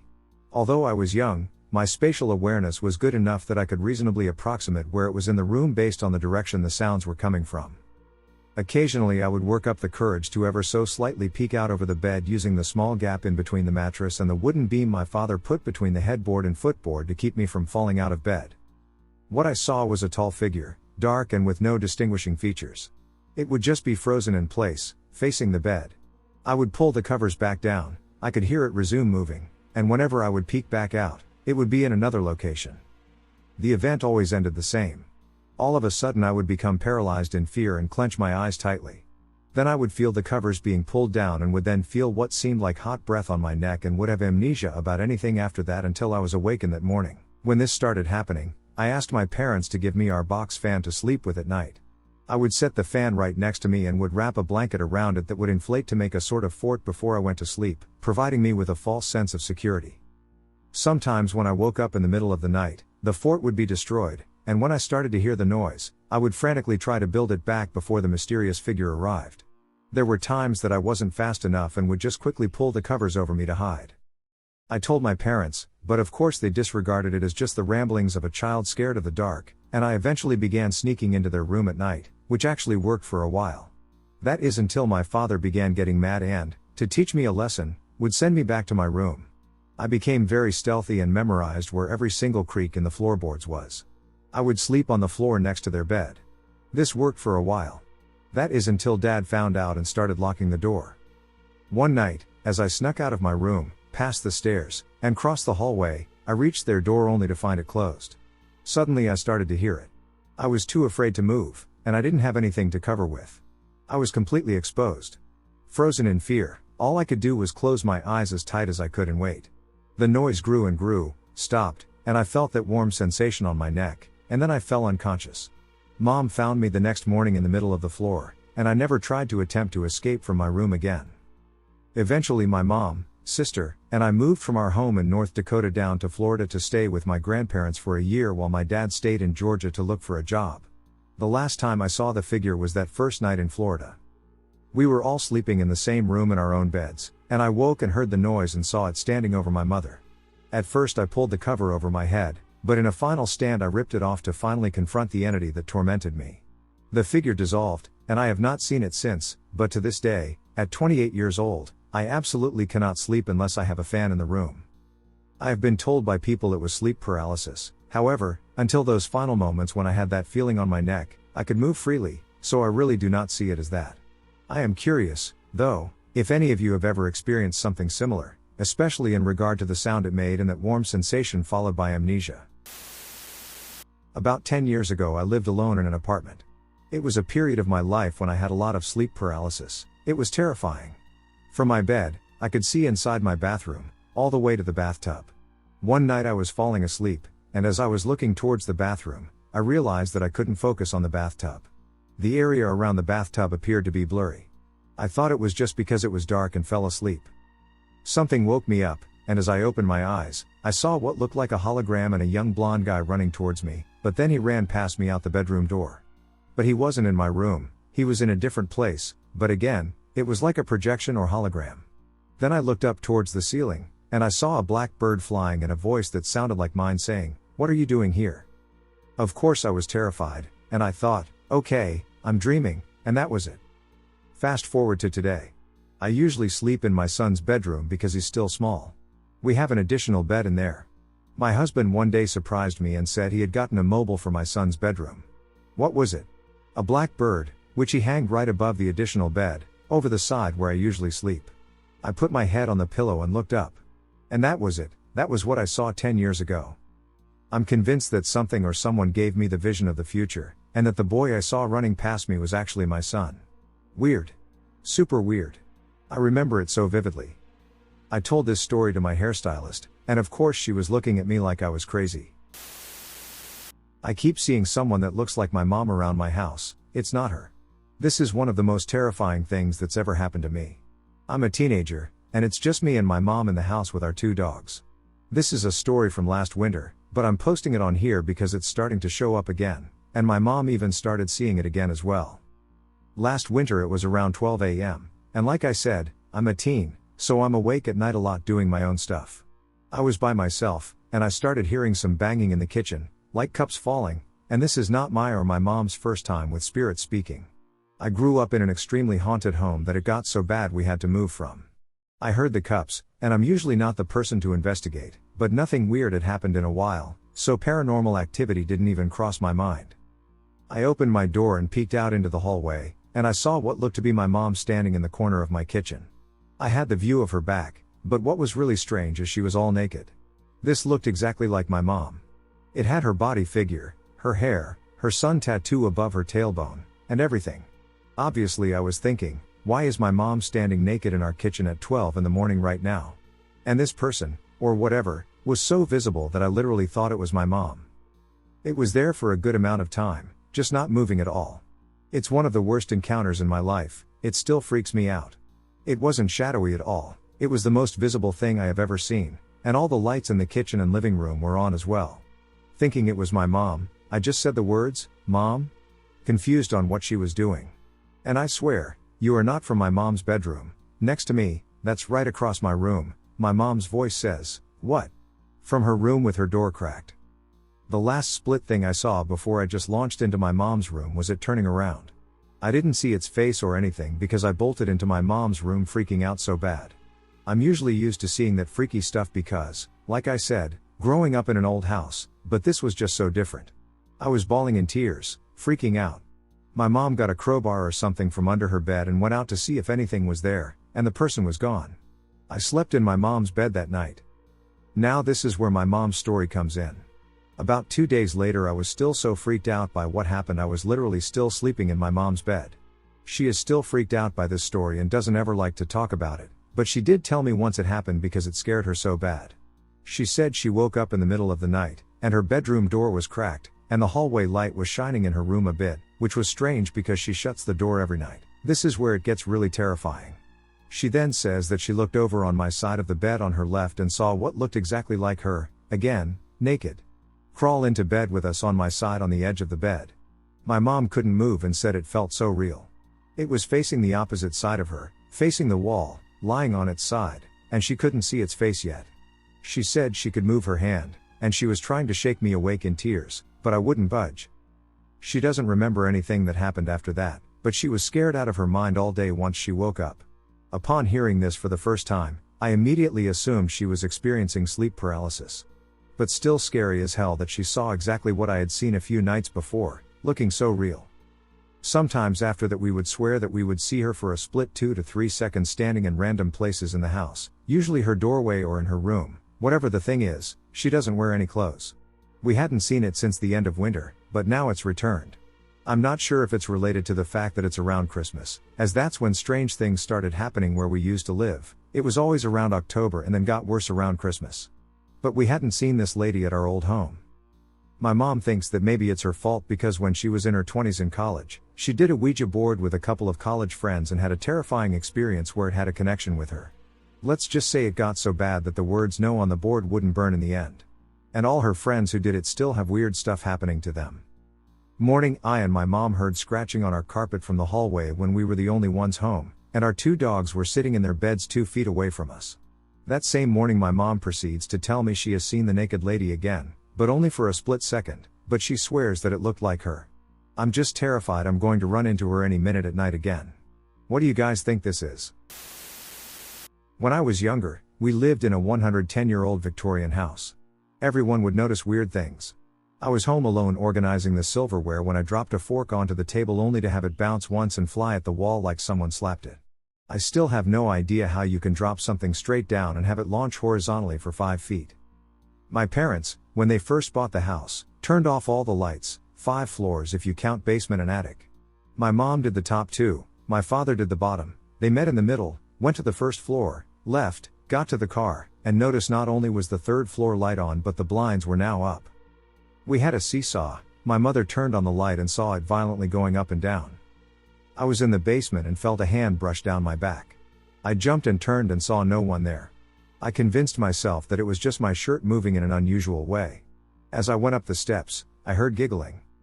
When I was older, I was sitting on the couch and heard my dad say, "What the foo? Watch out." Right before a framed puzzle we had fell on me. My dad said he saw it lift itself off the hook. We had a Mastiff, a Rottweiler, and a German Shepherd. They refused to go to the attic. Our entrance had 2 sets of doors. The front door, then a small room, then the second set of doors. We never locked those doors as it was 2 large bolts that went into the floor and then a 3rd bolt that held the 2 doors together. Locking it was difficult with a key, so you could only do it from the inside with considerable force. We came home one day, and the door was locked with all 3 bolts. In other words, our completely sealed house was locked from the inside. My mother flipped, grabbed us, and ran to a payphone to call the police because if that door is locked, then there is someone in the house unless they leave via a 2nd or 3rd story window. 3 cop cars came, they unlocked the door with my mother's key and swept every last inch of the place, down to one of them going into our crawl space. Nothing. Not only that, my mother's gold necklace was lying on the table, and all the windows were locked. We had a family friend who is a cop and one of my uncles, who is a cop, come spend the night. The next morning everyone is up, and my uncle goes to leave only to see that the door is again locked from the inside. We removed those locks that same day. Mastiff was lying next to me while I was watching TV. Suddenly he jumps up and backs into me. He's growling and snarling while staring up the steps. The other 2 dogs run in and immediately have their ears go back and their mohawks go up. This went on for several minutes. Our German Shepherd started inching toward the step and did a little lunge, nipping at the air, baring his teeth. About 5 seconds later, I heard what sounded like someone full sprinting up the steps of the 1st floor from the landing to the 2nd floor steps, then the 3rd. I called my mom from the house phone. While on the phone, I heard what I can only describe as a wail from the 3rd floor. Years later, parents are divorced, and I'm with my dad for the weekend. I helped him clean the 3rd floor. We put the toys in a large toy chest from the closet they were in. While we are brushing our teeth, I go pale. I'm hearing something, so I shut off the water and ask my dad to listen. We both are completely quiet. The sound starts again. It's the sound of clink clink but a bit of rhythm to it. I couldn't place it at first, then said, "Dad, I think that's the xylophone." We go up, and the toy chest is open, and the xylophone is on the floor. Weird things are happening in my home lately and are experienced by multiple people. This all started about 3 months ago in my relatively new build home that flooded and required basement renovations. I still maintain a close relationship with the previous owner, a regular family, and I have been living here for 11 years. I was lying in bed with my girlfriend one evening when my acoustic guitar in the corner on a stand strummed a single string loudly. My girlfriend and I both looked at each other and were like, "Did you just hear that?" We joked it's a ghost, and I said to do it again, and nothing happened, so we cuddled back up and lay there for about 5 minutes talking, and it happened again. This occurred around 2 p.m. on a Saturday afternoon. My children are entirely unaware of what happened and were at their mother's when it occurred. One day my preteen son told me he saw my daughter in the kitchen standing to the rear left of him out of the corner of his eye by the kitchen table. He turned and saw her for a second, and she disappeared. He thought she was playing a joke on him, as it was early Sunday morning.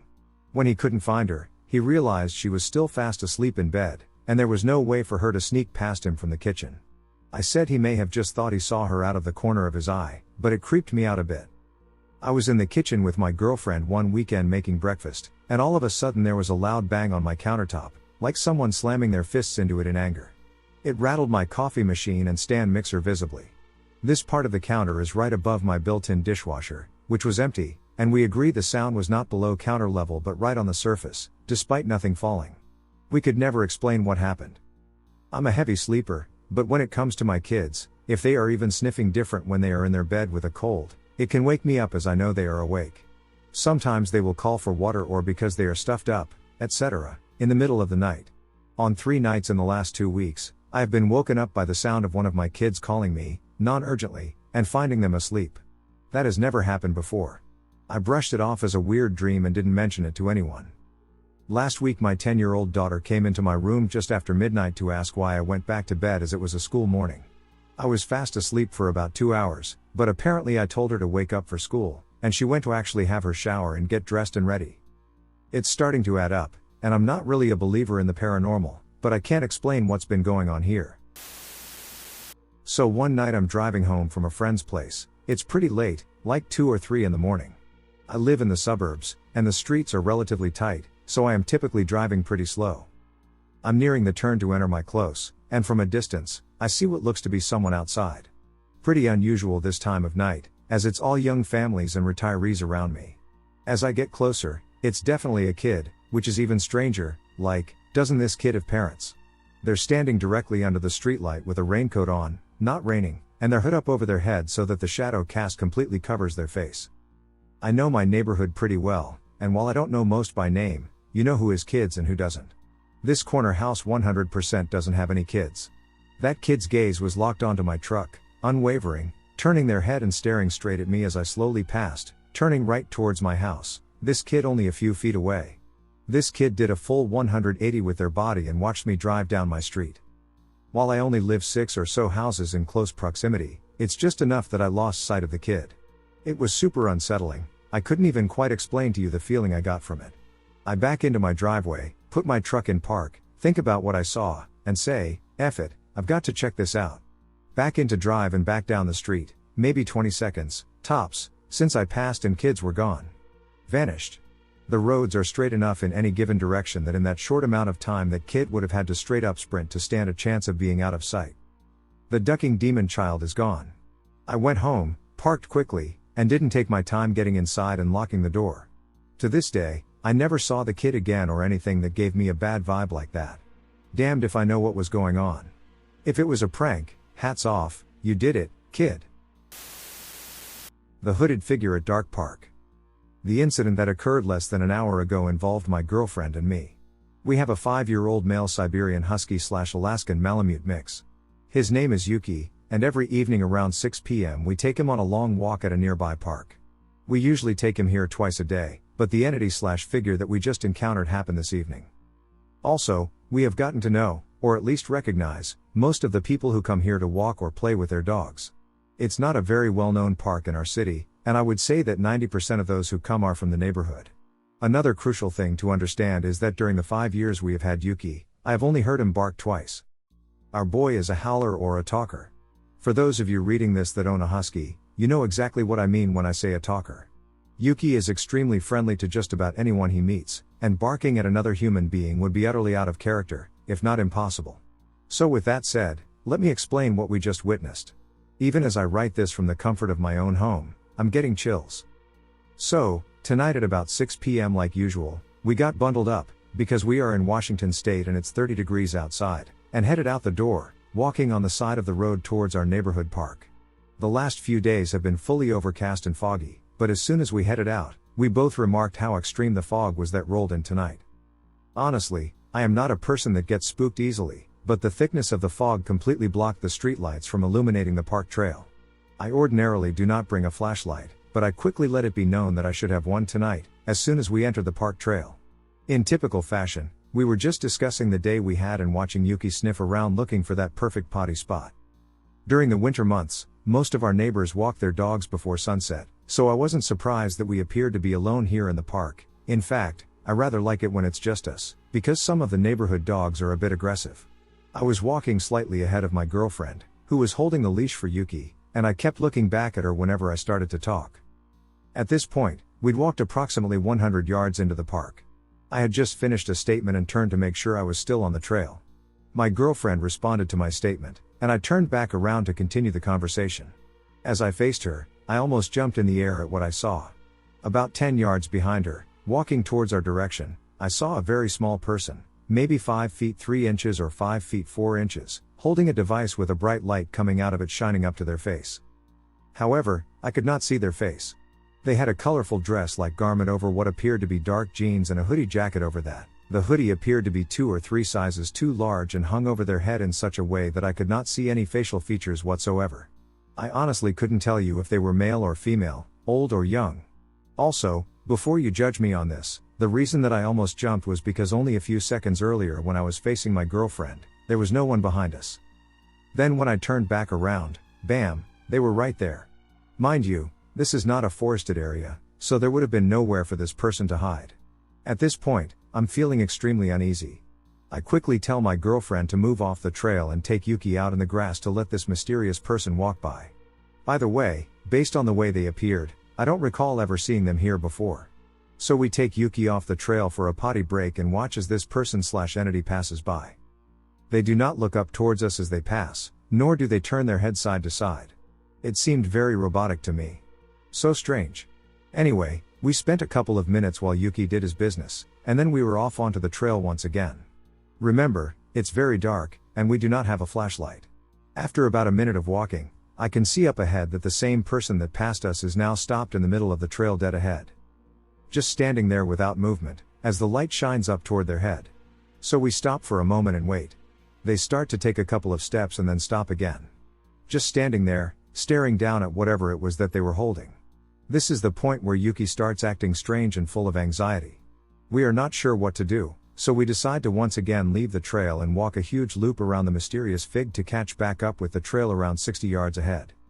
I kept looking back towards this person the entire time, and they were not moving. We stopped by a child's play structure about 75 yards ahead of them and let Yuki run around for a few minutes in the bark dust. All of a sudden, we hear a dog barking like crazy off in the direction of the strange character. I walked in that direction to see what was going on while taking Yuki's potty bag to the trash can. When I got to the trash can, I saw a single man dragging his dog away from the mysterious person as he walked by them. All the while, his dog was full-on barking and lunging toward this mysterious person. I could hear him apologizing and quickly moving away from them, saying, "I'm so sorry, he has never done this before." He and his dog took the exit out of the park right near the trash can I was standing at, with a shocked expression on his face. So now it's just us and the strange person alone in the park again. By the way, as the man was apologizing and dragging his dog away, this creepy individual never looked up or acknowledged him in any way. I would say that about 10 or 15 seconds later, this person starts walking backward, then stops. Then it proceeds forward and stops. Then all of a sudden they turn around and start walking away. 5 seconds later, they stop. Turn around and start walking towards me, then stop again. Now mind you, for these few minutes Yuki has been playing in the bark chips and running around. I'm just standing there staring in disbelief at what I'm witnessing. My girlfriend says, "Let's go, honey," so I start walking towards her. Out of nowhere, Yuki starts running towards this mysterious person until the leash tightens up, almost pulling my girlfriend to the ground. I yelled, "Yuki, stop." He stops in his tracks and starts unleashing a barrage of aggressive barks toward this person, unlike anything I've ever seen him do. He begins to try and drag my girlfriend towards said strange character. The barking is getting louder and more aggressive, and Yuki takes an attack posture. I look back towards the individual who has now begun to pace back and forth rapidly while still being illuminated, but never looking up or moving their head in any direction. My girlfriend and I looked at each other and both said, "We need to get out of here." So we start making our way to the next exit trail out of the park. All the while, my girlfriend has to basically drag the dog away. Yuki would not turn around to walk. He kept staring and barking at this person while his mama dragged him, and I yelled at him. So we finally get out of the park and onto the long road back to our place. Yuki is still aggressively looking and pulling back toward the park. He finally relents when the park is no longer in sight. To say the least, we discussed this event the entire walk home. I immediately got on the internet to look for stories similar to ours and came across this channel. If anyone has experienced anything like this, let me know, or if you've heard about or know about these things. Thank you so much. When I was 8, I had one of those life-size rag dolls with yarn hair. One night I woke up, and she was waving her arms around while placed on my bean bag. I know it's not malicious, I know it sounds crazy. I know it sounds like I was dreaming, but I wasn't. She was moving around all by herself. To this day I don't duck with dolls. So when I saw her moving, I got super scared and hid under my blanket for like 10 minutes with my heart racing, frozen in fear, building up the courage to run out of my room. Eventually I ran out of my room to get my parents, whose bedroom was downstairs, and my dad came and got the doll and put her in the living room. I was too scared to sleep in my room, so I went to sleep in my brother's bed, which I would do when I had bad dreams and stuff. We heard farting and magazine pages flipping, and at first we thought it was my dad. It was like 4 a.m. at this point, who just couldn't go back to sleep, but when we were yelling out for him, he didn't answer, so we were like, "OMG, it's Samantha, the doll." Since I was with my big brother, I was brave, and we started shouting at her from his bedroom, saying we weren't scared and we were going to kill her and all this lamau. I was so traumatized by this living doll that my parents brought her to Nana's house. It was a Christmas gift from a family friend that I didn't want to get rid of because I felt bad and didn't want the doll to come back and be mad at me. But I would go for sleepovers at my Nana's multiple times every year, and when I would go, she would take the doll out of the playroom. It was always so hard to fall asleep, but the dog would always sleep with me, which would help. Fast forward when I was 15 and having a ton of mental health issues, unrelated to the doll lol, and a new med ended up making me have some paranoia and see a few things, including a little girl a few times. My aunt was upset over my struggles and hearing the little girl visuals. She went to my Nana's, took the doll, and burned it in the backyard to end my fear of it once and for all. Strange experience in rural CO. I and my girlfriend decided to go camping for our anniversary this summer. We didn't have the money to book through a nicer campsite like a COA or something, so we found a website where you can book campsites that people have created on their private land at a much cheaper price. We found a good one in Pine, Colorado, checked the reviews, and all of them had only good things to say, so we decided that was the right choice. A couple of days before we left, I got a text from the campground host just giving me directions because apparently I would lose service pretty quick as we got closer.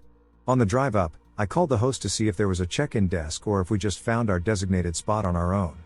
She told us once you get there that you just follow the directions right to your spot. Everything felt very normal. Once we got to the campground, there was a big swinging gate, like the type you see for an entrance to a farm, with flags decorating it.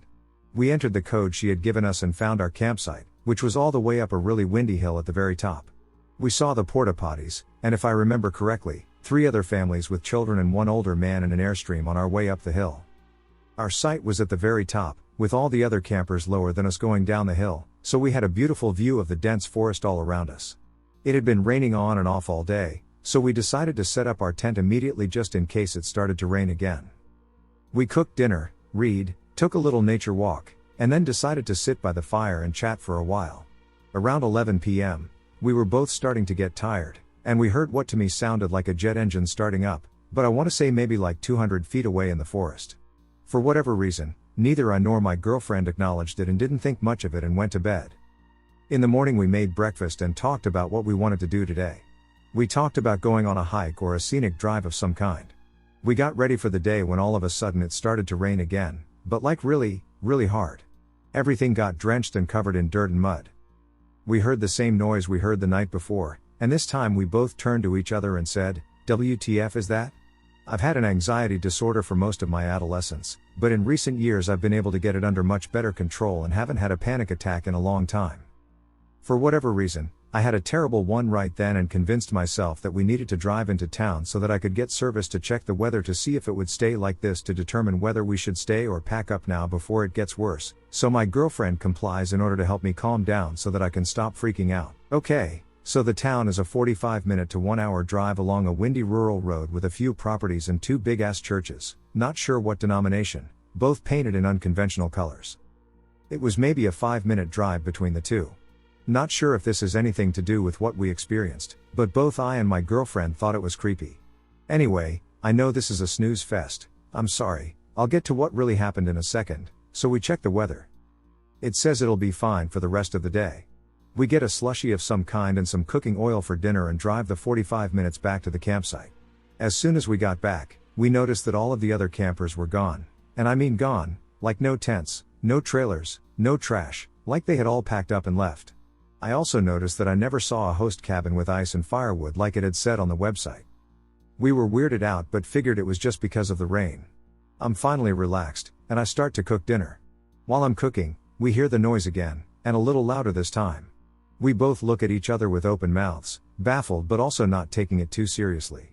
About 30 minutes later, my girlfriend says she's starting not to feel too good. This is not an abnormal thing. My girlfriend has a pain disorder, and at night it can get bad. So I help her take her meds and tell her that I'm just going to clean up outside, and I'll come in, and we can go to sleep. In that moment while I'm packing things in the car, my vision gets really weird. Everything is moving ever so slightly and has a pink and green fluorescent hue to it. I brush it off thinking I'm probably just tired. I get in the tent, and my girlfriend looks very scared and frozen, and all of a sudden I feel the same way. She asked if we could go home right now, to which, of course, I said yes. She said that she had the same vision experience I had 5 minutes ago, and we both felt like something was watching us. The sun was about 30 minutes from setting, and we started taking everything down immediately. As we were doing all of that, the feeling got worse, we both progressively got more and more freaked out. We shoved everything in the car and got back into the city around midnight. Does anyone have any possible idea of what could have happened? The only way I've been able to somewhat rationalize it to myself would be either a skinwalker, aliens, or some type of clandestine radiation plant or something insane like that. I will also add that we had a couple of beers the first night, but neither of us had drunk or smoked anything at all the second night. We were both completely sober. Any thoughts are appreciated. My dog saw it first, then I wish I hadn't looked. The other night I routinely took my dog out before bed, as one does. As soon as I stepped outside, Robert, my dog, weird name, I'm aware, started acting off. He wouldn't leave my side when normally he takes off running into the backyard.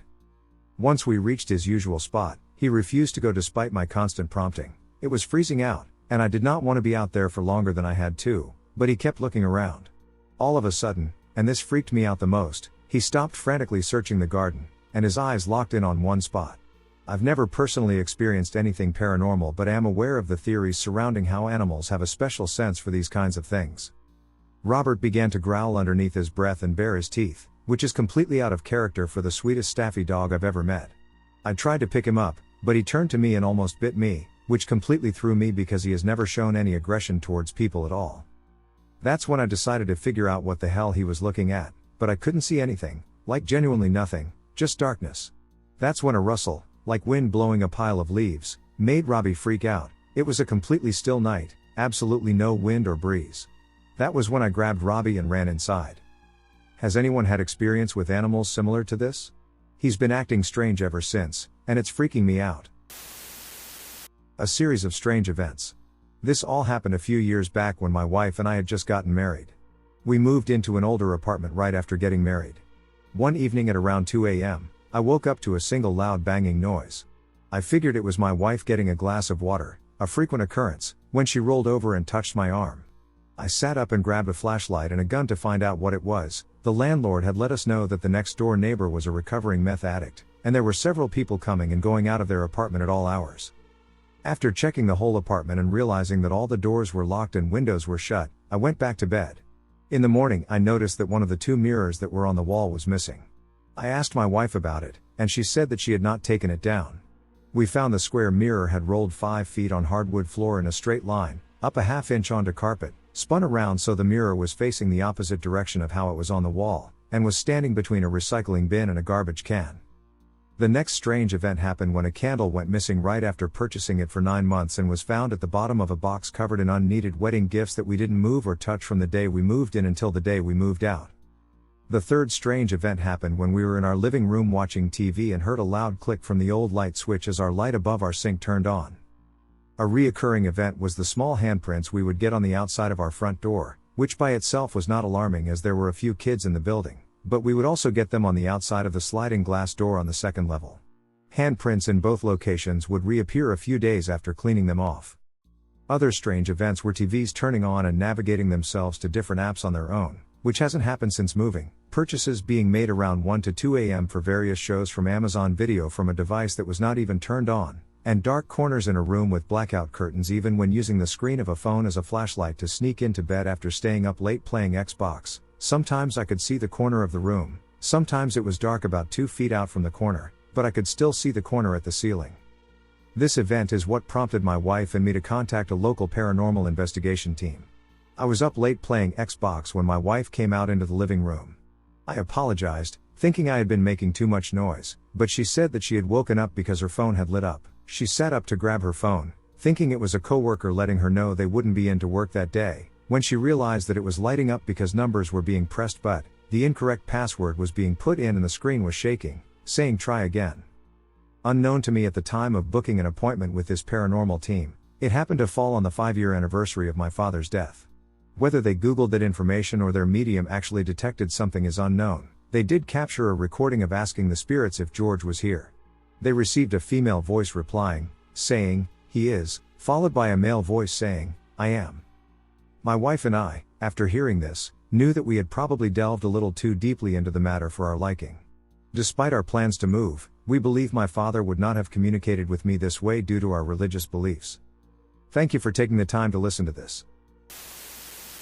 Strange experiences growing up in the Netherlands. I live in the Netherlands, in a village really close to the German border, 3 kilometers or 1.9 miles. My family is really big, and most of them from my dad's side are all farmers and butchers. We grew up on a farm as well, even when my dad had his own butcher shop. The farm that my dad owned has been in my family for almost 160 years, and a lot of terrible things have happened in its long past. Like in the 1920s, 2 people who worked as helpers on the farm got in a fight, and one killed the other guy. We have the start of a really big bog on our property, and throughout living there, family members, as far as I know, all children, drowned there in the early 1900s. During World War II, my family helped a lot of people through that same bog because it's really dangerous if you don't know the way. A lot of German soldiers, as well as normal Dutch people, drowned there. The Germans found out we were helping them and executed my granddad's dad and a couple of his brothers to make an example. A lot of stable fires through its times you cannot explain, etc., etc. So, like I said, a lot of things. I'm going to tell the stories in chronological order. Story 1. When I and one of my sisters were younger, at that time of the year, my dad had next to the house a big field with Christmas trees for selling. So it was, for a 6-year-old me, the perfect hiding place for hide and seek, because it's a maze of trees. My older cousin, 17 at the time, was searching for us, and I and my sister were trying to hide. So we went naturally in the field with the Christmas trees. After what for a small child is an eternity, we gave up and went looking for my cousin. My sister and I thought we saw him through a window in one of the very old stables, looking at us. So I and my sister run towards the stable with the only entrance/exit in our sights all the time. When we run towards it, surprisingly, there was nobody there. At that moment our cousin came from behind the main house, that was behind us, so he could never have been there, and at the time we were the only 3 on the farm because he was babysitting us.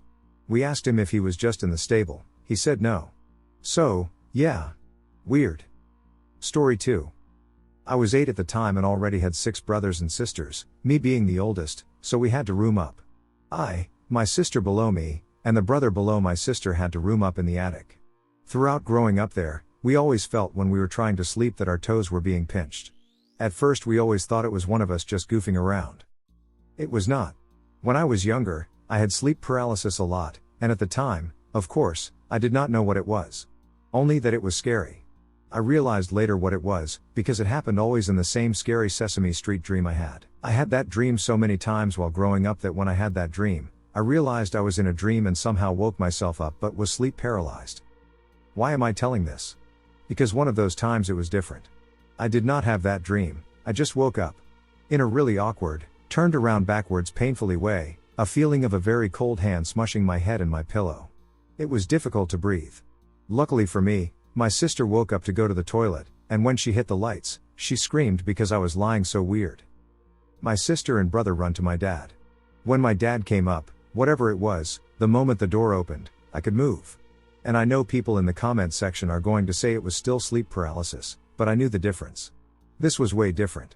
Like the cold hand, which I never felt before. Like, it started out with that scary Sesame Street dream. What it normally always does. But that's what I think. Story 3. This happened when I was 11. It was snowing very hard the night before. I was helping my dad around the farm. Nobody went to the old stables, but there was a track of footprints going out of the stables. No track at all going towards the stables, only out. Nobody went near the stables at that time because, like I said, you would have seen it in the snow. And it was snowing heavily the night before. My dad and my mom found this so weird that my dad went to follow the tracks with me because the tracks were leading over a field towards the bog. I was very excited because I and my brothers and sisters are forbidden to go in there because it's really dangerous. Once, we defied our father's orders and ventured inside, only to find my sister trapped. She was chest deep in it, and I was holding her so she would not go in deeper. My brother ran to my dad. Everything was okay, but we got such a hard-ass whooping that it left such a big impression in our young minds that nobody was even thinking of crossing the old man again for fear of his wrath. We followed it deep in the bog, and it led to frozen water. Like just frozen enough to maybe hold a small animal, definitely not a grown man or even a toddler. I don't know if spirits can leave tracks, but we don't know what it was. If there was a track towards the old stables and a track out, it would have made sense. But it did not. My dad was pretty spooked by this. Story 4. I was 13, and we were playing Mario Kart 64 on the Nintendo 64. My dad and my mom went to my dad's weekly game of billiards with his friends in the pub. We were old enough that we did not need a babysitter. I and my sister below me were the babysitters. There was only one rule: never open the front door or back door for anybody, even when they are knocking. Even if they are someone you know. Don't open it, just talk through the mailbox in the door. And when there was a problem, we had the phone number of the pub. This was before mobile phones were big. We were playing with 4 controllers, and we switched regularly so everybody was playing, and everybody in the living room was focused so hard on the TV screen. It was like watching the World Cup football/soccer finals. I was on a very epic losing streak. And in the corner of my eyes, I saw a big black thing moving from left to right through the kitchen. I was so focused on getting at least one victory to get my brothers off my back, I did not look. Only at the screen. When my sister said, "Who else saw that black thing in the kitchen?" From the 8 children there, 5 saw it, including me. Little old me did not want to call dad and duck up and lose my babysitting privileges. Because it's awesome when you have the house parent free as a 13-year-old snottling. So I and 2 brothers sucked it up, got up, and searched everything. Under the beds, in the closets, the bathroom, everything, but nothing. The windows were still shut. So we waited until dad came home, and he was angry that we were not in bed. So we told him what happened. He said nothing much and put us to bed. That was a very scary night. I tried to sleep. And, most importantly, I did not lose my babysitting privileges. Story 5. This is not as much of a story, because it happened so many times while growing up there to mention them all. And as far as I know, my dad says it's still happening. And it happened when he was little as well. He also grew up on that farm. In the middle of the night, a very loud knock on the front door will happen. Like one knock. Not every night, but maybe it is more than we knew because it is always just one knock. And it happens at different times. You need to be already awake, otherwise, you will not hear it. It is not the old house making noises. I know every sound that house makes. It is a knock. One knock on the front door. Same goes for the feeling of being watched a lot, like there is something behind you. But weirdly not in the house, always in the stables or barn. And I think I have seen that person from story number 1 more times in that stable out of the corner of my eye. And they say animals can sense things. I think that's partially true, like our farm dogs. They don't care. They go anywhere on the farm. We have 4 horses in that stable, and they are never spooked. Only the cats can act weird. Like they go in and terrorize the mice in there. But sometimes they will not go in. Even when you pick them up and walk in, they are very weirdly meowing and making strange sounds that they normally never make. Like they are uncomfortable. Or maybe they don't like me at that moment, but I don't think it's that. Like growing up with a lot of children, those cats are the easiest going, friendly animals out there. They will allow you to do anything with them. Story 6. In our village, there is an old textile factory in the middle that's now closed, 1890 to 1978. Back then it was a ruin, now it's been rebuilt into luxurious apartments. It's 4 stories high. Back then it was a very scary building, and of course filled with scary stories. I was 17 years old. It was a Saturday night, and I and 2 friends came from the pub. Yes, back then the legal drinking age was 16, they bumped it up to 18 a couple of years ago. So we had the brilliant idea to test our bravery and go into the factory. This was forbidden, and the factory was fenced off. But that did not stop us. We climbed the fence and entered the factory. Mind you, we did not have proper cell phones like now, with their flashlights and all that. We made our way in almost total darkness. I know, it was a stupid and dangerous move. When we were on the 3rd floor, after walking in a good couple of feet, our hearts dropped. We could hear something moving. Very slowly. And when we stopped, it stopped as well. So we sprinted as fast and as good as we could manage in the dark towards the exit. We were all freaking out. I think the alcohol has a lot to do with it as well. My friends were like, "Is this shit real?" At the same time, we saw in the distance 4 younger teenagers running. My friend ran after them, and we followed my friend. We stopped the 4 boys and were like, "Were you guys just in the factory?" At first they were scared of us, of course. Like 3 older guys in hot pursuit of 4 younger guys, come on. But when they said they were, we were so relieved. We spooked each other. I know it's not a ghost story. But for a second we thought it was. And it's still a good story to tell. A couple of days later, I went in alone during the daytime just to see how it looks. I discovered then that we were very lucky. Because on the 3rd floor, the middle part is collapsed on all the floors, and if you drop 3 stories down. So yeah, we were very lucky that we stopped walking. Story 7. This happened when I was 25. One of my sisters moved into a new house. It was very secluded. Like, there are only 2 houses there. And a party center, which is closed during the week. Only on the weekends is it open. So it's pretty quiet overall. After 1 month, I could see that something was bothering my sister. So I asked, and she did not want to say it because it sounded stupid. But in the end, she told me.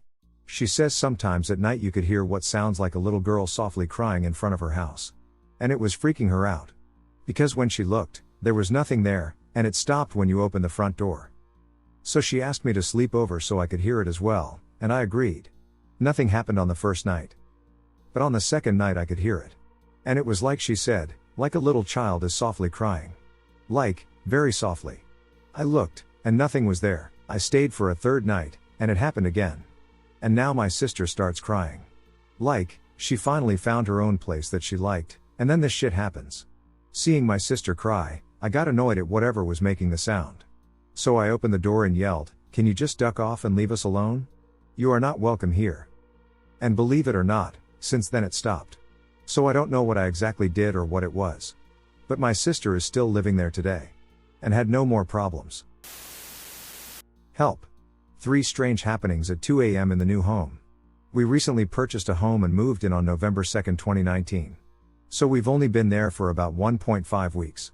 Within that time, we've had 3 odd experiences, all occurring between 1:30 a.m. and 2:30 a.m. on different nights. Night 1, second night in home. After a tiff with the wife, I decided to sleep in our nicely finished basement. Went to sleep around 10 p.m. Woke around 12 p.m. to the sound of footsteps on carpet. Though it might have been the kids sneaking around, they get out of bed at night and come to our room. I looked up but didn't see anything. Checked the time on my phone, didn't think much of it, and went back to sleep. Around 1:30, I heard the footsteps again. This time it sounded like more than one person. I thought it was my wife and kids coming down to find me. I looked up from the futon but saw no one. I started to feel a little creeped out because I definitely heard the footsteps. But I thought it was in my head, and I tried to go back to sleep. Within a minute of lying back down, I felt someone lean on me with their arms. I freaked out because there was no one there. I threw my covers off, ran upstairs, and got in bed with my wife. I convinced myself it was in my head because I was in a liminal sleep state. Night 2, about 3 days after night 1, the home has an integrated fire alarm system, so when one alarm goes off, they all go off. It's around 2 a.m., and we are all sleeping upstairs. All of a sudden, all the fire alarms go off. My wife and I get up to investigate. Within 20 seconds, the alarms stop. We chalked it up to the system doing an auto test, because what else could it be? We go back to bed but are both creeped out. Night 3, about a week after night 2, this was last night, and that is what caused me to make this post. I was sleeping in my toddler's bed with her to help her sleep. My wife was sleeping with our 6-year-old in our bedroom. Around 1:30, my toddler woke up and went to my wife. I saw her leave, and I continued to sleep. Around 1:40, my wife runs into the room where I was sleeping, turning on all the lights along the way, yelling that there is someone in our house. She said she and my toddler heard a deep man's voice speaking on the first level of the home. Now I'm very freaked out, and I think it's a home intruder. I turn on all the downstairs lights from the top of the stairs. I yell that I am calling the police. There aren't any sounds of movement, so I muster my courage and head downstairs to investigate. My heart is racing. I go to the kitchen and grab a kitchen knife and begin exploring the house. I find nothing. Doors are locked. Windows are locked. We have closed the garage. I go back upstairs and fall asleep after about an hour when my adrenaline dissipates. My wife can't sleep for the rest of the night, so what is going on? The house is not old, built in 2002. The family we purchased it from built the home themselves and were the only occupants. No one died there. I don't really believe in ghosts, and this house does not seem like a candidate for such activity anyways. Is it all just a coincidence? We appreciate any plausible ideas. Strange, terrifying encounter. So I work in a restaurant in Wyoming that was where the town's original train station was located back in 1894. The original building was moved across the street, and they replaced the train station with a bigger building in 1912, which is the building that I work in now. I've been getting weird feelings since I started working there. I know the building has a lot of history, and I feel the presence of different entities there for sure. I was scared out of there a few weeks back just from the heavy, overwhelming presence that seems to get worse when it's late and you're alone. But tonight, I was locking up the building. I went to lock the event storage space but realized one of the cooks had left his bike in there, so I went to grab him to pull it out so I could lock it. He went in, grabbed his bike, and walked out, leaving me alone in this room. I shut the door behind him and locked it. I walked through the room to the other side to turn the light off before walking through a swinging door that leads to the event dining area. As I turn the light off, I hear a raspy, disgruntled voice loudly and clearly say, "Mommy, Daddy," from the other side of the room. I'm not kidding you, I ran so fast out of that room through the building I felt like I teleported. I located the cook, who proceeded to search the room for any occupants, but he found no one. It was just us two, and one more server was on the other side of the building, rolling silverware. It was a very evil sounding voice, definitely not a child. I should not have run like a terrified child because now I feel like it's going to just try to scare me more next time. It felt like it was intentionally waiting for me to be alone and for me to turn the lights off. Y'all, I'm ready to quit because I'm sensitive to entities and can feel them. This just feels evil. Has anyone seen or heard of anything like this before? I'll try to make it short, but 4 to 5 years ago, I and 2 other people saw what we think were UFOs but can't find anything like it online. I and 2 other friends were walking home from school. One of them was hitting his cart and getting high while I and my other friend were sober. We walked about 10 minutes until I saw something in the sky that looked exactly like birds at a glance, and I thought nothing of it and continued walking because I thought it was a flock of birds and continued to walk, and a few seconds later I heard behind me my sober friend Anna say, "What is that?" And I think when I turned around, she pointed at the sky or something or was just looking at the sky, so I did too and saw around 15 of these small rectangular objects in the air not too far away from us. It was about 3 or 4 electric poles high, so it was clear as day what I was seeing. I could see it in detail, it looked metallic, and one of their corners would be a lighter color than the rest of the object. They looked about the size of a shoebox, maybe a little bit bigger. But the part I can't find anywhere online is how they moved. Like I said at first, I had mistaken them for birds because of how close they were together and how semi-chaotically they moved around, kind of like the air was water and they were being pushed around by the wind.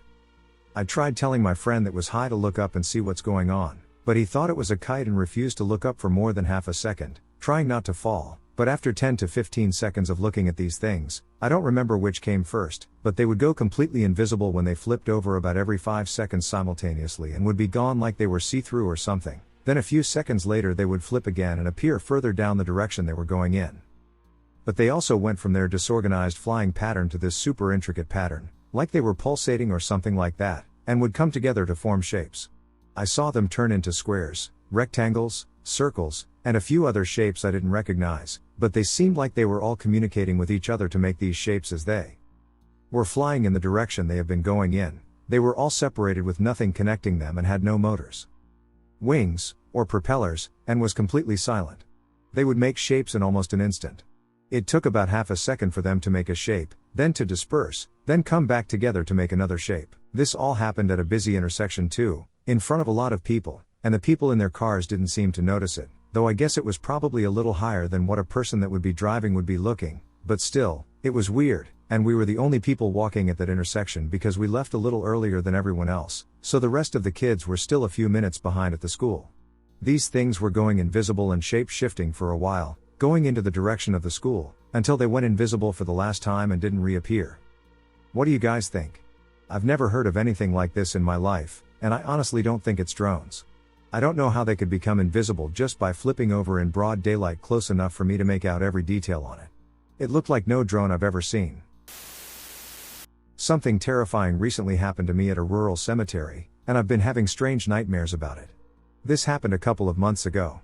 My friend had heard that the northern lights might be visible in our area and asked if I wanted to go for a drive out into the country to see if we could catch a glimpse. So we headed out after dark and drove for a few hours, just searching for a good vantage point. After a while, we started to give up on seeing the lights.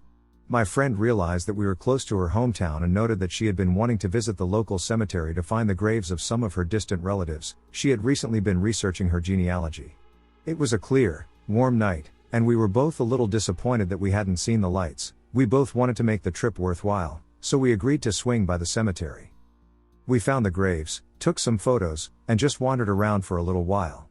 I had been feeling increasingly anxious since we arrived, which struck me as odd. I have done several cemetery seriation projects as an archaeologist and don't normally feel nervous in cemeteries, even at night. In fact, I usually find that cemeteries are pretty peaceful and calming. But I felt really strange in that cemetery and found myself frequently spinning around because I felt like someone was standing behind me. Still, I just chalked it up to casual anxiety and tried not to dwell on it. One of the problems with having an anxiety disorder is that it's sometimes hard to tell when your nervousness is justified. Even in retrospect, I don't know if my anxiety was just in my head or if it was related to what would happen next. After wandering for a while, we realized that it was approaching 1 a.m. and that we should probably get back home. We headed toward the car.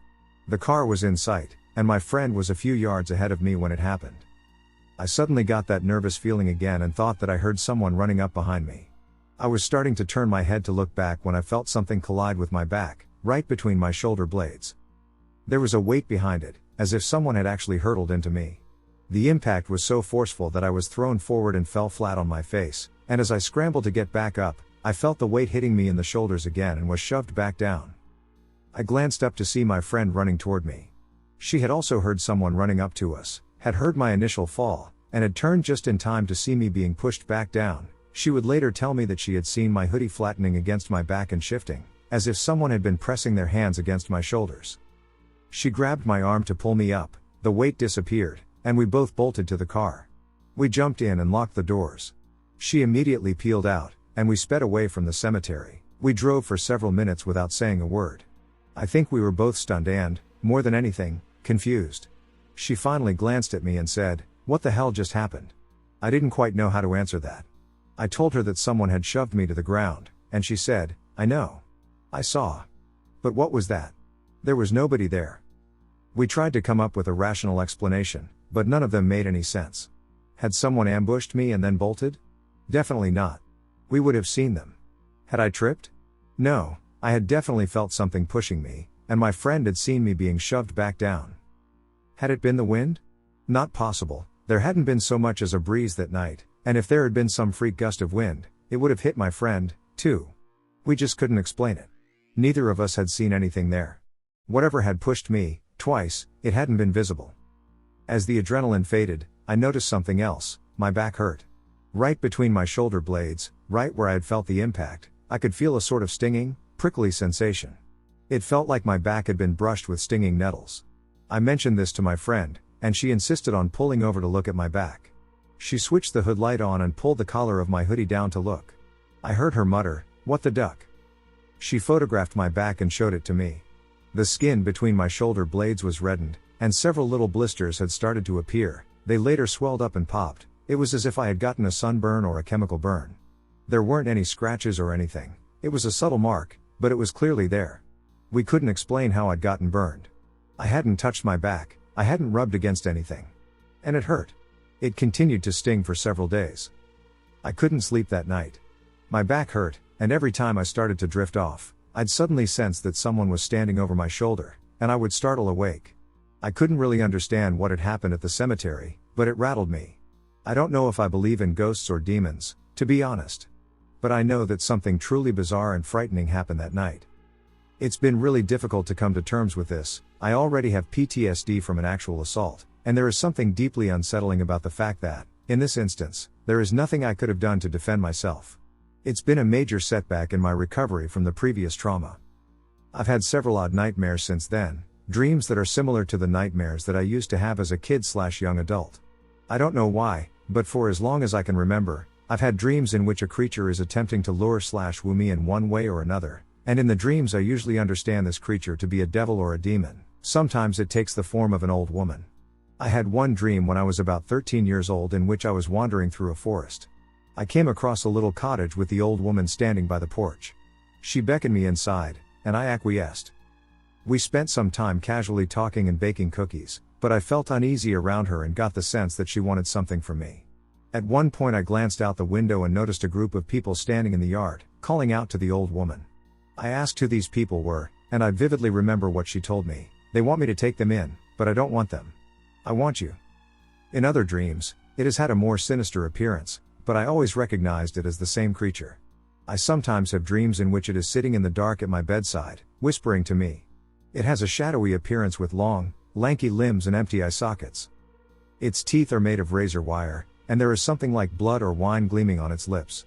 In those dreams, I can hear it whispering but can't understand what it's saying. Sometimes I have dreams of the same creature sitting in a chair in the corner of my room, eating a rotten apple. I know these are just dreams, but I mention it because those dreams had subsided in my early 20s, but the incident at the cemetery rattled me so much that they've returned. It seems to have shaken my understanding of the world around me. In these new dreams, this creature is standing upright behind me at the cemetery, time is standing still, I can see my friend frozen ahead of me, and the creature is whispering at my back. I don't know why my mind is conflating that creature with my encounter at the cemetery. Anyway, I just wanted to share this because I have no idea WTF happened that night. My friend believes it was a ghost, but I don't know. My specialty as an anthropologist/archaeologist is in religion and folklore, but I've never personally experienced anything like this. I really don't know what to do with it. Thanks for listening.